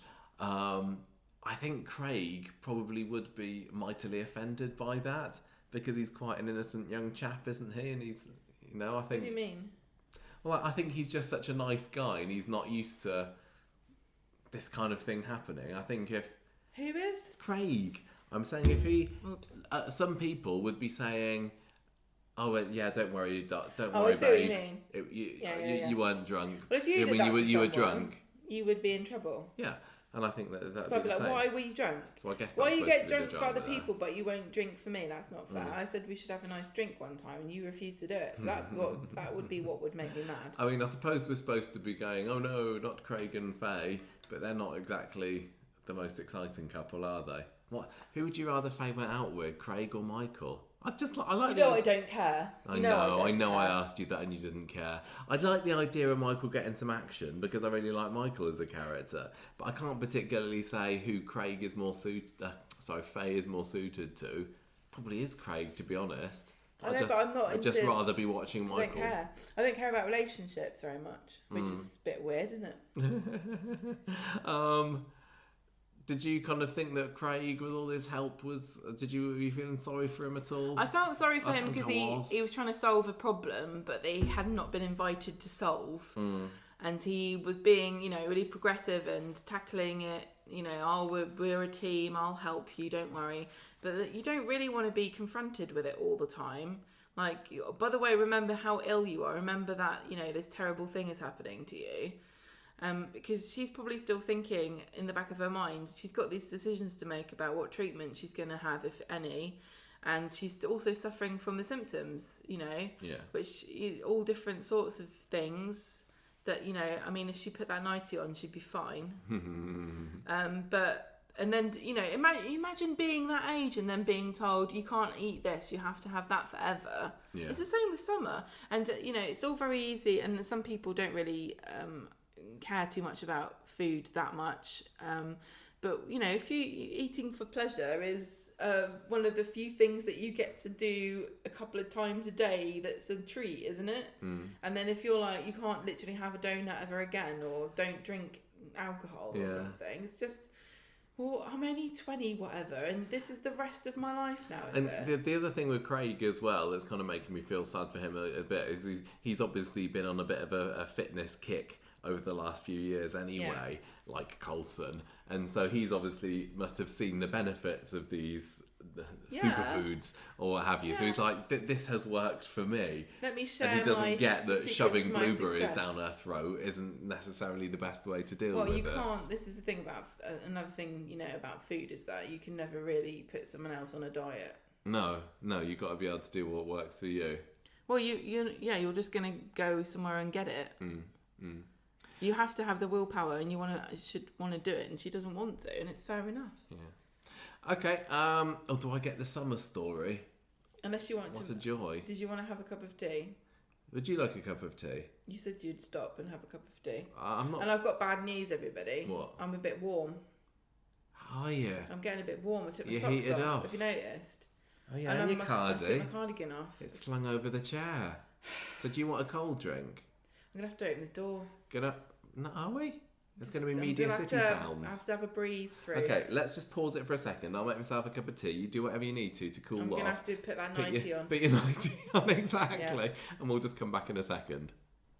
Okay, we're back now. I've got my cup of tea. The door was open and then closed. I'm not allowed it Gemma's open. not wearing a sexy what? Oh no, body I took my nightie. Yeah, I'm completely naked now. I took the night off. Honk, honk. What's wrong with you? Summer holiday. It's another serious issues storyline, everybody, so put your straight faces on. Yeah. Summer's talking to Faye.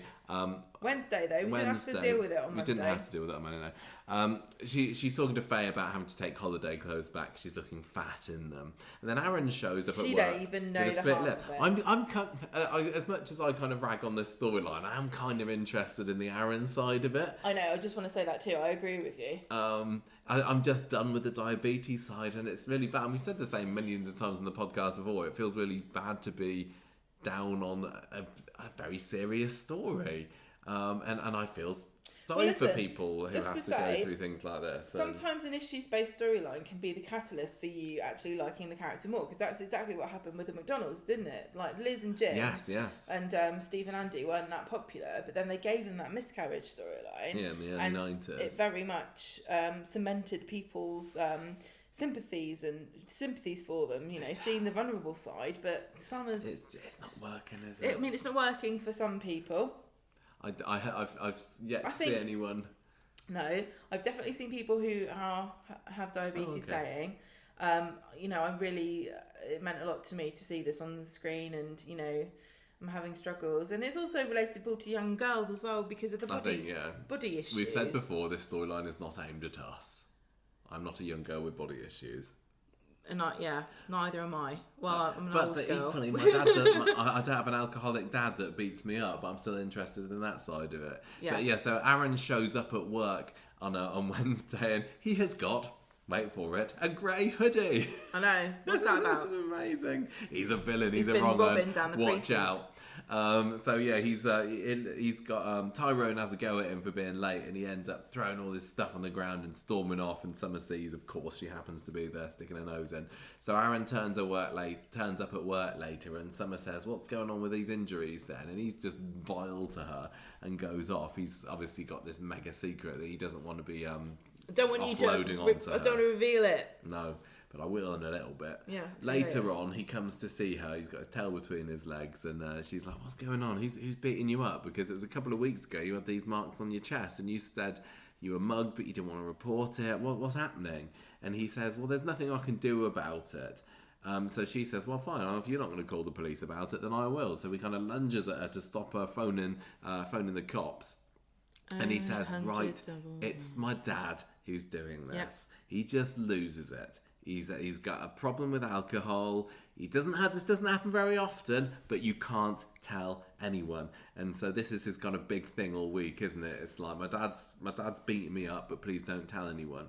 And, well, he's like also it's just he's ill. It's not his fault. We got on really well, and sometimes he beats me up. Yeah. Oh, poor kid. I know. And he thinks it's his fault.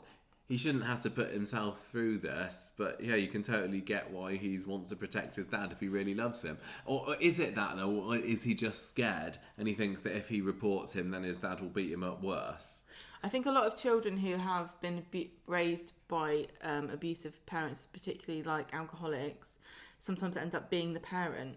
You know, when his dad is like paralytic, I'm sure that poor Aaron's been feeding himself, and you know, think back to the siblings with Abby when she was a drug addict. Yeah, and Seb had to take the reins. So in my mind, that's kind of like what Aaron's doing, and you know, sometimes that will bond you closer, won't it? Yeah. To somebody, even if they're abusing you, you sort of feel like you're in it together. And I'm really. He's probably scared too that his dad will they'll be split up if anyone finds out. Yeah, no, that's very, very true. I'm very, very intrigued to see his dad, and I hope it's not too long before we get to meet Mr. Aaron.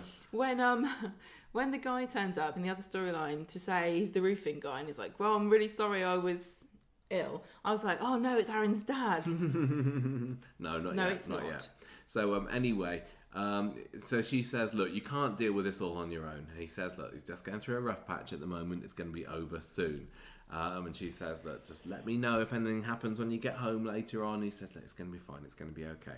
So Friday is the day of this grand holiday, this thing that we've been building up to for 2 months, is it? The summer holiday storyline title we've been able to we've been stringing out. I've been so excited to go on holiday with these two. But for some reason, Summer leaves it until this morning to try and find her passport. Well, there's a lesson for everybody out there. She'll never learn her lesson. the kind of the serious parent here, says, "Are you really sure you should be going out on holiday with Aaron?" And Billy's like, "Yeah, it's fine, whatever." And Paul's like, "Yeah, whatever."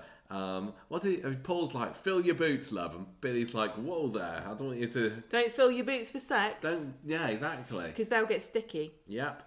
So, but it's interesting that that Todd was being the one here that's a bit more restrained and a little bit more conservative in his views about what Summer should be getting up to in her summer holidays. This is the three dad method, isn't it? It is, isn't it? Yeah. I just would have thought that Billy should be the one that's a little bit more concerned about it. I don't know. Maybe he just wants to make sure that his daughter, because he's the main dad, has a lovely time, and he knows that she's been going through a rough patch. The three dad method is similar to the good cop, bad cop, right?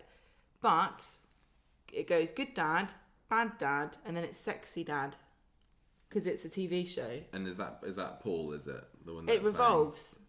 Give him one for me, Summer. No, sometimes Paul's the sexy dad. Sometimes it's Billy's sexy dad. Okay.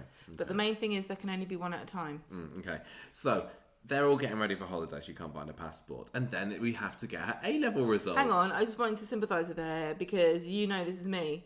Summer's like, "I can't find my passport. It's literally must have disappeared off the face of the planet. There's no way we can ever find it. It's the end of the world." Yes, that is definitely like you. Me, if I if I can't find something, the instant I look for it and it's not where I thought it was, it's like it might as well be in a parallel universe. And I'm always there saying, "Don't worry, Jen, we'll be fine. We'll find Don't worry." it. And I'll be like, "No, "No, we won't." it's impossible. I've lost my passport, and I've also lost the ability to ever get another passport. I'll never be able to leave this country, and I really urgently need to go."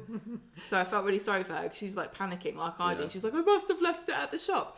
Why would it be at the shop somewhere? Were you buying your bread with a passport like you're in communist Russia? Changing her money, wasn't she? Getting her euros.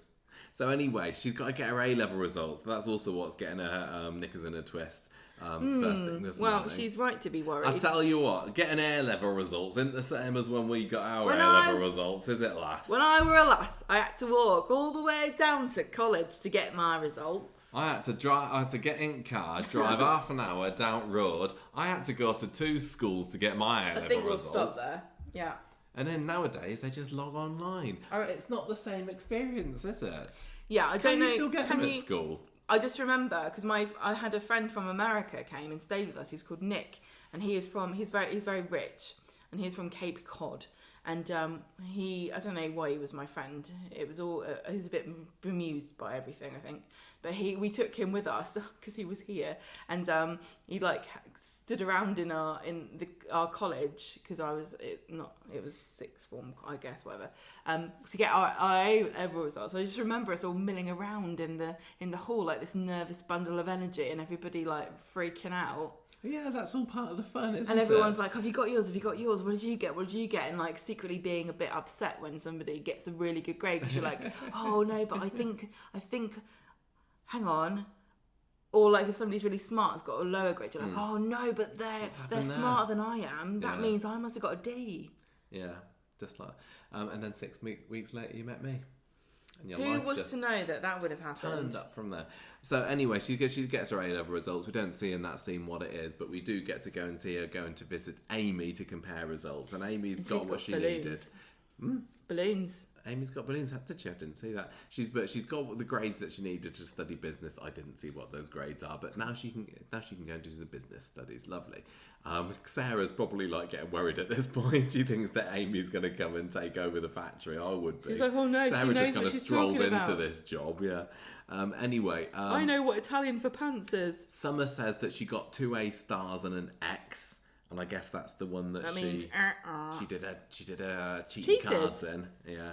And Amy says, "Look, it's going to be fine. You can take a year out, take your English again. It's all going to be good. Don't stress." I don't think it will be. I think not as well. I have a feeling that she will not be going to Oxford anytime soon.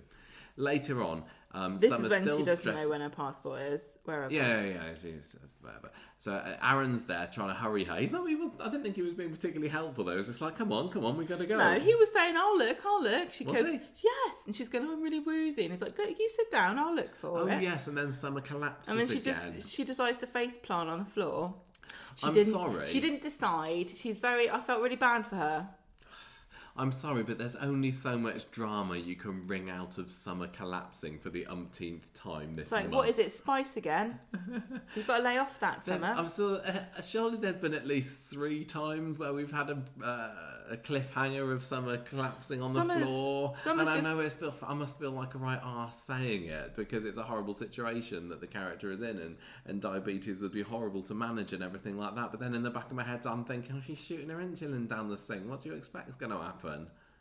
I think Summer's been accidentally transplanted from a Victorian novel because she's swooning quite a lot, isn't she? She is really being swooning. very pale and sad and on a challenge. And at least Aaron was there. He was like saying, "Oh, get your kit. You're going to be all right." No, he wasn't. He was like, "Where's your stuff? I don't know where your stuff is. Let me help you." Yeah. Okay. And then he says, "Like, we'll have an advert we'll cut break. to the commercial. This is the cliffhanger, Summer. Don't worry, you'll be fine. When it's not the It's end not of the episode or anything. No, it's not Britain's Got Talent week. Gonna be okay. And what do you know? She was okay after the break. She's like, "Oh yeah, maybe I just forgot to take my insulin. Yeah, maybe." Well, she's got high sugars. Yeah. She still wants to go on holiday though. Let's go. And he says, "Well, are you going to test your bloods passport? again first?" And she Your says, no, passport no, hasn't it'll be been fine. miraculously I found. think it has. It's probably Maybe on it the was floor. under the sofa. Yeah, I was going to say She that. wakes up, she's like, I found it. There it is. I was only looking. Must have dropped it the last time. I collapsed on the floor in here. Yeah. Anyway, so they go off on holiday, but oh no, they've missed their plane. This is the Edinburgh trip all over again, isn't it? They've been building up to this vacation away, and it's like, nope, So we where don't were they get to gonna go? see it. Well, they were going to go to Spain, weren't they? They might as well have been going Barcelona. to Bali. You know, they could have picked anywhere to not go to. Yeah. I mean, I was going to go to Hong Kong. Yeah, I just didn't happen, missed my plane. Yeah. So anyway, Summer says, "Look, let's make a good thing out of the bad situation. You can stay over if you want." And that was kind of interesting because I felt like she was kind of saying it because she felt that she had to, and she's still not completely. Well, she's like, at I've done ease. something bad, and I want to make him not be mad at me. Yeah, she's still not really happy with that whole thing. But anyway, she's like, I'd like you to stay, and he says he can't. He doesn't want to risk his dad finding out because he'd do his nut. So, Well, don't put an Instagram post of yourself in a bath with her then. Well, no, he's fine about the bath, isn't he? He just doesn't want to stay over with her. She's like, should we run a bath? And he's like, yes, please, let's go. So they go for a little splash about. No, they don't. Oh no, she goes to run the bath, doesn't she? And he's like, oh, can I borrow your charger? Let's look in your bag. What's in your bag? It's not a pregnancy kit, which is the usual go-to for Coronation Street when someone looks in someone else's bag. But it's her two, what is it? Blood Glucose test monitors. monitor thingies. I'm sorry, we watched this twice. We did watch this 2 or 3 times, and one of the times was with the makes subtitles sense on. If you are diabetic and you understand what these things are, but me and Michael could not understand. He said something like, one of them you use for something, and then you use the other one to pretend something else, and It's basically whatever. Yeah, Obviously, it's a way of making the hospital registered blood test monitor believe that you're okay. And he's like, "Oh, I used to do this myself, you donut. So I know all the tricks." What you're doing. Yeah, and so he gets really upset. He's like, I think he gave a pretty good performance this there, relationship actually. can't carry on like this. And he talks about the nurse that helped him, and yeah, he does. He says, "Oh, sorry, I can't do Well, this." she says again, I didn't want. I did it because I felt fat, and I felt bad about the way I look. And he says, "Yes, I know. We've been over this." Yeah, but she's like, "Don't leave me." And he says, look, I know what you're going through, but you've got to stop this now. And she's like, I will, but I just can't tell anyone about it. And it's like starting to get very, very clear where this is leading. This is the He's got a thing, secret. She's got a secret. You feel like you can't say anything to anybody because you feel like you're stupid and you've done everything wrong. Yeah. So they basically... She's too scared of admitting again to Billy, and because they love her so much and they're trying really hard, and she probably feels like, I'll let them down if I say... they'll be mad at me, or I feel, I'll go down in their estimation because they think I'm silly. And but you just don't want to bang their heads together, don't you? And the thing is, I do kind of. I wish I went through life like you, Michael, never having any problems. No, I know, and they're only young. This is the thing as well. Like, probably if I was their age, I'd be like saying, "Oh yeah, this is really difficult. I don't know what's the best to do." Yeah, but you've not had any health problems. Well, not to that extent. No. You've not been like, okay, your life is fundamentally changed forever, and you can never eat a Mars bar. I know, totally. Anyway, so he ends up going off basically and takes the second monitor with him so that she can't. You're not having it anymore. You can't do her naughtiness anymore. Yep. So Billy comes home, finds Summer there alone, and she talks about collapsing. What happened to the bit about Todd or something saying, "How come you're not on holiday?" I missed that. We just said that they missed the plane. But he lied. Yeah, Billy comes home and she tells him. She says, "Look, I didn't take my insulin," and then she corrects herself. He's like, "I didn't take it enough," and she says, "Oh, don't worry, it'll be fine. The holidays can be rebooked. Your health comes first." And he comes up with the idea, which I think a lot of people were saying about 8 months ago. Why don't you get one of these arm monitor things? Yeah. That look really clever, and there's like adverts for them on the telly, aren't they? Are there?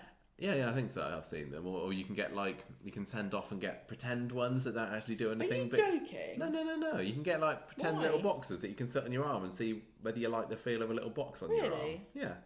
I didn't know that. Yeah, it's clever. Because my dad's got one of these. Yeah, which is why you then pointed out the bit that doesn't really work. Because Billy says, well, we can hook it up to my phone. From what I understand. I can check your bloods on my phone and you don't even have to worry about it. Well, hang on. Have to do We're getting ahead of ourselves. They say, look, you keep having these problems. Wouldn't it be easier to get one of these monitors so you'd have to worry about it? You can see what's going on all the time. And she said, no. No, I don't want that because I'll get stressed out. And then Billy says, don't worry, I'll put it on my phone. You don't even have to look at it. But the thing is that you have to bop it on your arm to download the information. You can't, it doesn't just wirelessly, it's not like a Bluetooth blimmin' transmitter stuck in your arm. You've got to bop it on your phone. So he would have to keep coming up to her and seeing. I do think it tells you what it's been. You know, I think it tells you over the time what's happened, but it's not like a real-time blood monitoring. I mean, as far as you know, there might be that's other what ones. Your dad's one is like. I think that You didn't even know that was I think what he I was can doing, accept. No, I've never seen him do it. I'm going to look out for your dad doing that. He does it all the time with the now. allotment because he's always doing work, and then my mum's like, have a penguin or whatever. No, I'm willing to believe that in the world of Coronation Street, a special diabetes arm monitor exists that will wirelessly connect to your dad's phone. Why not? I think that's fine, but yeah, it just doesn't go with what's happening with your dad, does it? Anyway, she's like gets mega stressed out about this because she does not want her dad finding out that she's not been taking her insulin properly, so she goes and has a summer strop, doesn't she? This was a hint, wasn't it, that what she says is not what she means. Because she said to Aaron, no, I won't, I promise I'll stop doing it. Yeah. But she obviously does intend to carry on, but just not let Aaron ever find out. It's kind of like an addiction, isn't it? She's addicted to not taking her insulin. Well, It's like, I can stop any time I want. Well, actually, she can't. She's got an eating disorder, isn't it? What is it called? Diabulimia. That's it. So she is. It's like it's a behavioural problem. Yeah. So you're right. It is a form of addiction. It's not that simple. And even if you want to stop, you can't. So she comes back and apologised to Billy later, saying, "Oh, it's just a stressful day, A levels and everything." And Paul says, "Oh, we should do something nice. What could we do for a treat? Oh, hang on. No. Let me think. For a treat? I don't know. There must be somewhere around here. Yeah, there must be. Where should we go? Bistro. Have you heard of that? Oh, that's a nice You can idea. see out the window here. So they all go off to the bistro for tea. Tell you what, nobody's having any late night meals in there, and are they? They take no, they're not at the moment. Billy sees Aaron just before they go and says, "Oh well, someone's told me what's happened. Do you want to come out to the bistro with me?" And Aaron says, "Yes, please." And we see him putting her second monitoring thingy jig in the bin. And I take my hat off to him here. He was clever. He put it right underneath the bag because he was like, the last thing I want is to put this on the top and for someone to think this is a pregnancy test. Exactly. Because that happens all the time here. In fact, he's like, I'll move these pregnancy tests out of the way and I'll put them underneath. Now, sounds like it's going all right, but at the bistro later, Summer and Aaron have their little heads together discussion and agree, you got a secret. I got a secret too. You want to keep my secret? I got my secret. Destruction. My secret is I'm not doing my diabetes properly. Yours is that your dad beats you up. Let's not tell anyone, eh? Let's call the whole thing off. Yeah. So I'm sure that's going to turn out to be an excellent decision that they will not regret the slightest. No. And that was it. It was okay. It was okay. I want there to be more about Aaron and less about the diabetes. We've said that before. We've had diabetes stuff. Is this being set up? Like, is there going to be a pivotal scene where Aaron's being abused by his dad and then Summer faints or something? I want there to be a scene where Aaron's being abused by his dad at home and Summer takes Billy round to Aaron's house and Billy kicks the door down and kicks this guy's head in. He needs Eva to do that because they're like they were a crime-fighting duo, weren't they, with Marta? Yeah. I'd forgotten about that. But whereas, Aiden can't help anymore. No, he's not so good at the moment. So Summer's the new Aiden. Yeah. Uh-oh. That makes sense. Gemma, we get to talk about the spider storyline now. What's Spider up to? He's got a friend, doesn't he? Yeah. Right, Monday. You'll never believe this. Leanne's not happy. Adam tells her he saw Spider helping out Toya earlier. And Nick says that maybe it's good that Toya's got a nice distraction from all the trial stuff. He doesn't say from the husband death thing, but it's all linked up. We all know that's what he means. But Leanne is not convinced. Spider and Toya are in the cafe when his mate Griff turns up. And they've protested together in the past. And so Toya says, why don't you sit down with us and have a cup of tea? And Spider looks like, I don't want him to sit with us. But he can't really say anything because it's not polite. So Griff and Spider... I was going to say the name Griff. I'm a little disappointed by that as a protest name because we've had lots of other protesters in Coronation Street stride Spider's cronies. I've told you this Log, before. for example. No, that's not what they're like anymore.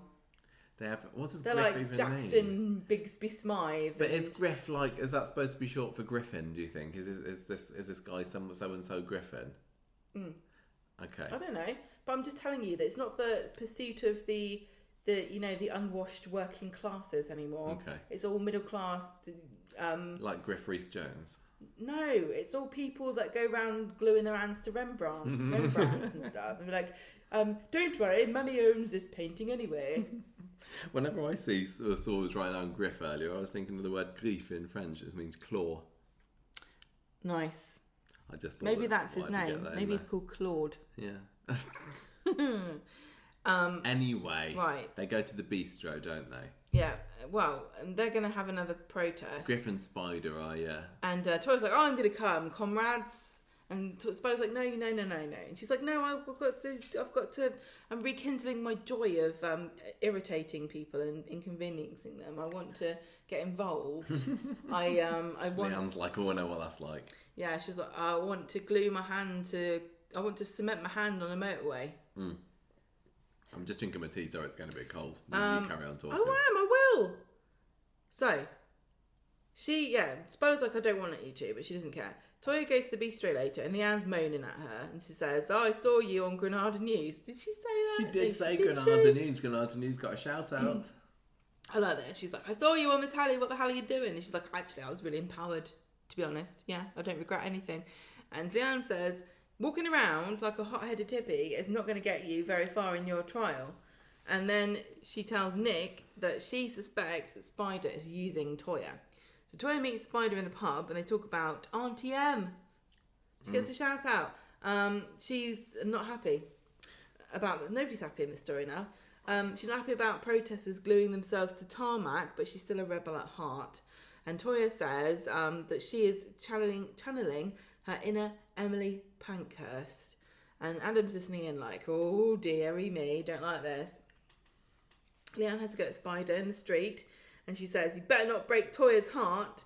And then he says, I would never deliberately hurt Toya, which I think interesting choice of words, Jeffrey. Yeah, it feels a very interesting way of phrasing that. She picks up on the fact he said intentionally or deliberately or whatever, and then launches into a tirade of insults about how he's basically an unwashed hippie again. Are you sure that's what she said twice? She seems very concerned. Maybe he actually does smell. Yeah. Because she keeps bringing it up. He needs one of these odour control in 90s, He needs doesn't a 90, yeah, but it's probably made of clubbed seals. So he can't have it. No. You're not a kid anymore, Jeffrey, she says. You're a cliche. I love this. Yeah. That was good. Leanne had some good lines this week. I said before, I like her when she's... calling her Jeffrey. Calling him Jeffrey, was brilliant. I like it when she goes on the rampage and she's like kind of in the right, because she is right here, because we know what Spider's up to something. Yeah, and she's right to worry about her sister about to go on trial and getting involved in potentially dodgy business. If Spider really cared about Toya, he wouldn't let her come. But he has tried not to let her come. I think if Toya wants to do something, Spider's not going to be able to stop her. No, she's a modern woman. Leanne should know that. They're both Battersbys. They can't be prevented. They can't be controlled. So Leanne thinks that Spider's the one doing the coercing, but really it's Toya all the way. Yeah. So that's kind of it, really. He's like, I don't even care. You call me what you want, love. And then Leanne says, you and Toya have got disaster written all over you. Interesting. Prediction. I'm just saying she's predicting there's going to be a disaster. Oh, okay. So what's going to happen? I don't know. There's going to be a protest. I think Toya's going to... I don't think there is going to be a protest. There will be a protest. There's going to be a roughy-tufty protest, and then someone's going to fall over, and then it will be Toya's fault. They'll be like, oh, I see. She's always killing people. I just really want to see a protest between now and the trial, which is, I guess, less than a month away. And we're just hearing about these protests that they're going on and not seeing them. But yeah, that'd be Yeah, good. we want to see a protest. What I don't want is for Toya to go off and say, hello, I'm going off another protest. And then at the end of the episode, we haven't seen any Toya between then and now. Somebody said, oh, I hear Toya got arrested at the protest. Oh, is that happening? It's a lot more fun. Well, that's like when Billy and Yasmeen came out there. Thing going, laughing, yeah. oh, you should have been there. Show not well, tell. I wanted to see. Well, do you think that if you were her friend/sister, would you advise that she went on these protests? I would definitely say don't do it. Even though it's distracting her from the horrors of dead husbands. Yeah, but think about Peter. He did a jigsaw. You could do a jigsaw. You could do a jigsaw of the planet. It might make you feel better. Like, oh, it looks all right now. Like that. See, I agree with... This is the thing. I agree with all the protesting. I've been making fun of being a cheeky, but you know, I know they really annoy people, but they are right. You can't carry on like we are. Yeah, you wouldn't go on a protest yourself, but No. you support But I'm them not in going to moan spirit. about it. But also, if you hear these stories about these people, you know, they're on the way to the hospital, somebody misses a cancer appointment, somebody's in the ambulance having a heart attack and dying. And this is what Emily Obviously, says. completely understand that is not, you know, that's completely unacceptable. Yeah, which is what Spider was saying Emily had a problem But- with. And it's like she's fine chimneying up trees. The other way around, though, if you're a protester, you'll be saying, I'm really sorry that happened. That was not my intention. But just to tell you, in my opinion, in 100 years' time, you know, our children's children will be on fire, you know. Saying, I wish that more people glued themselves to If tarmac only we could have gone 100 back in years time ago. and done something about it. Yeah. I think the thing is, people focus on the actions and they forget, like, they're not gluing themselves to the walls because they love gluing, Love you know. the sensation of the glue between their fingers. They like to be able to pick it off afterwards when it's dried. It's not a like at school fetish. with the white It's glue. like a strongly held, really honestly held belief. What's going on with Griff? Because he was like Spider didn't like him being around. Like, maybe Griff. What's he up to? I wonder whether there's going to be like something to do with drugs, maybe, because you know these unwashed hippies, they do like a bit of. They do like to dabble, don't they, in the devil's lettuce. Leanne's not going to be happy about that if that's true. Maybe that might happen. Maybe Griff, maybe Spider's like a straight edge hippie, and he won't partake. But Griff is like a drug dealer, and then maybe Toya, like maybe Griff, they'll be at a protest, and then the police are coming, and then Griff's like, hold this or something, and then he gives her a bag, and then inside is drugs. Maybe. Because Spider had all that money. Maybe he's selling drugs. Yeah. Oh god, I can't figure it out. There's something going on there, isn't there? But yeah, I don't think that Griff was the person that Spider was supposed to be on the phone to the other week though, because he was like, "Oh, I miss you," or "I want to be back," or so. Yeah, what's the way that he was about? talking to that person sounded like it was a bit of a romantic thing, didn't it? Has he got like a hippie girlfriend? I don't know. Really don't know. Is she a drug addict? I don't know. Right, let's finish this off. We've been going too long today. Tile Street, Gemma. The ongoing drama, and as we said from our YouTube video that we put out the other day, there is still scaffolding on the street. You can see it from our apartment window. So whatever's going on here is still not going to be resolved by whenever they're filming at the moment. But we're on the edge of our seats, Gemma. What's the latest? God, I didn't even think with of that. number one's roof? Is it my go? Yes, it is. Well, Leo has a go on Friday at Steve for the scaffolding still being up because he tripped over it. He's incredibly clumsy, he needs to be careful. Jenny can see that Leo's just upset about not going to Canada. Oh yeah, because there was that story. So as well. I think she should probably just go. I think that Leo should definitely go to Canada. I think it would be very much in his best interest and everybody if he just went up and go to Canada now. Steve Really? goes and sees Ed about this scaffolding and he says, see what I can do, but no funny business. So the guy that Steve originally paid to do this roof comes into Streetcars and says, oh, you know, sorry about that. I had a mini stroke, he says. This is just exactly... We have told the story, haven't we, of the man who was supposed to be just cleaning our decking but ended up chopping his hand off nearly with a buzz saw. And we thought that we paid him and then he didn't come. We thought that he'd done a... And he kept saying, sorry, I'm not here. I chopped my hand off. And then he came back and he actually had a really bad hand. Yeah. And this guy really did have a stroke. Well, we don't know if that's true. Steve says, right, I've asked someone else to do it now. Can I have my money back? And he says, no, paid my mortgage off. What a That's the end. Um, Relatable, isn't it? oh, sorry. Yes, that is the end, isn't it? So Michael's just sitting there waiting for just me there to yawning my make head up off. some more story for this. There was a scene where Ed was looking up at the roof, wasn't there? Yep, that's it. You got nothing to say, we got nothing to say. Oh, who's Steve going to get to fix the roof? Is it the mini stroke man or Ed? And Ed doesn't want to be joked and doesn't want to be messed about. Oh, drama. Well, that's the end. Come back in 3 weeks to find out more about that. Whatever. So. I'm less interested in the roof than it might appear. So then, this is towards the end of the podcast. It is now 1:15 in the morning. We'll probably better be getting some sleep here. I'm really tired. So that should it's be a good job that there could wasn't be a drinking game. What? If you, how many times do I say I'm tired? It's a catchphrase, isn't it? It's a good job there isn't any news this week. That's a good catchphrase, isn't it? Although the actress who played Maureen Holdsworth, sister, and also famously the neighbour in Keeping Up Appearances, she died this week. Yeah. I don't know if there's been any, and also Charlie Lawson's podcast, Watch This Space, is coming out next week. Is that what it's called? No, I don't know what it's called. I thought that was a bit of a weird name. No. Right, so what are we scoring this week's Coronation Street? Watch This Space, the podcast. Yeah, I don't think that's really a great name for something Hear that's this sound? audio only. Is that the equivalent? Yeah. Hear this sound. So, look, come on, let's Smell do this. this fart. We've got to do this. So, Yeah, right. you can tell by it wasn't just the fact that we've got gradually more tired as this episode's gone on, but that the Audrey storyline was by far and away the highlight of this week. And Monday's episode, What's your absolutely problem? superb. I'm saying that was great. There was loads of Platt stuff. Yeah. That was great. Moaning, the Platt stuff was cool. There was hilarious lines. I really like the factory scene. A massive shout out to that. Carla Barla back on form. We also had Sally stroking her silkworm poo.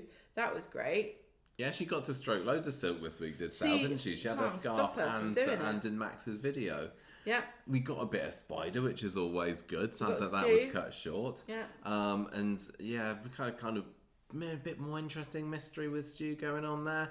I think if every episode had been as sublime as Monday's episode, this could have been going for like 4.5, maybe even a 5 out of 5. But I think as the week went on, there were other bits in there that weren't holding my interest quite so much. So I am going to give this week's episodes of Coronation Street, I'm going to give it 3.5 belated happy birthdays, and not 3.5 happy belated birthdays, as Ken pointed out. I love the way Ken was like, actually it's incorrect, and then he beamed at everybody like he was waiting to get the mark. He wanted the gold star, didn't he? He was waiting for Jeremy Paxman to give him. I am Ken, the cleverest in this room. Anyone want to tell me I'm wrong? Yeah, no, come no. on, bitch. Belated happy birthdays it is then. I'm gonna give this week 4 okay. menopause curries. Well, menopause curry's lovely. I love one of those. They're really nice. Character of the week. Audrey, without a doubt. Not Alfie. You did feature Alfie in voice only. Alfie, yeah, that's true. He got, He got her to take her pills at the end, didn't he? Where does that appearance The spirit fee? of Alf Roberts. Where does that appearance fee go? Not to Brian Molesley, I'll tell you that. I know. But Claudia was magnificent.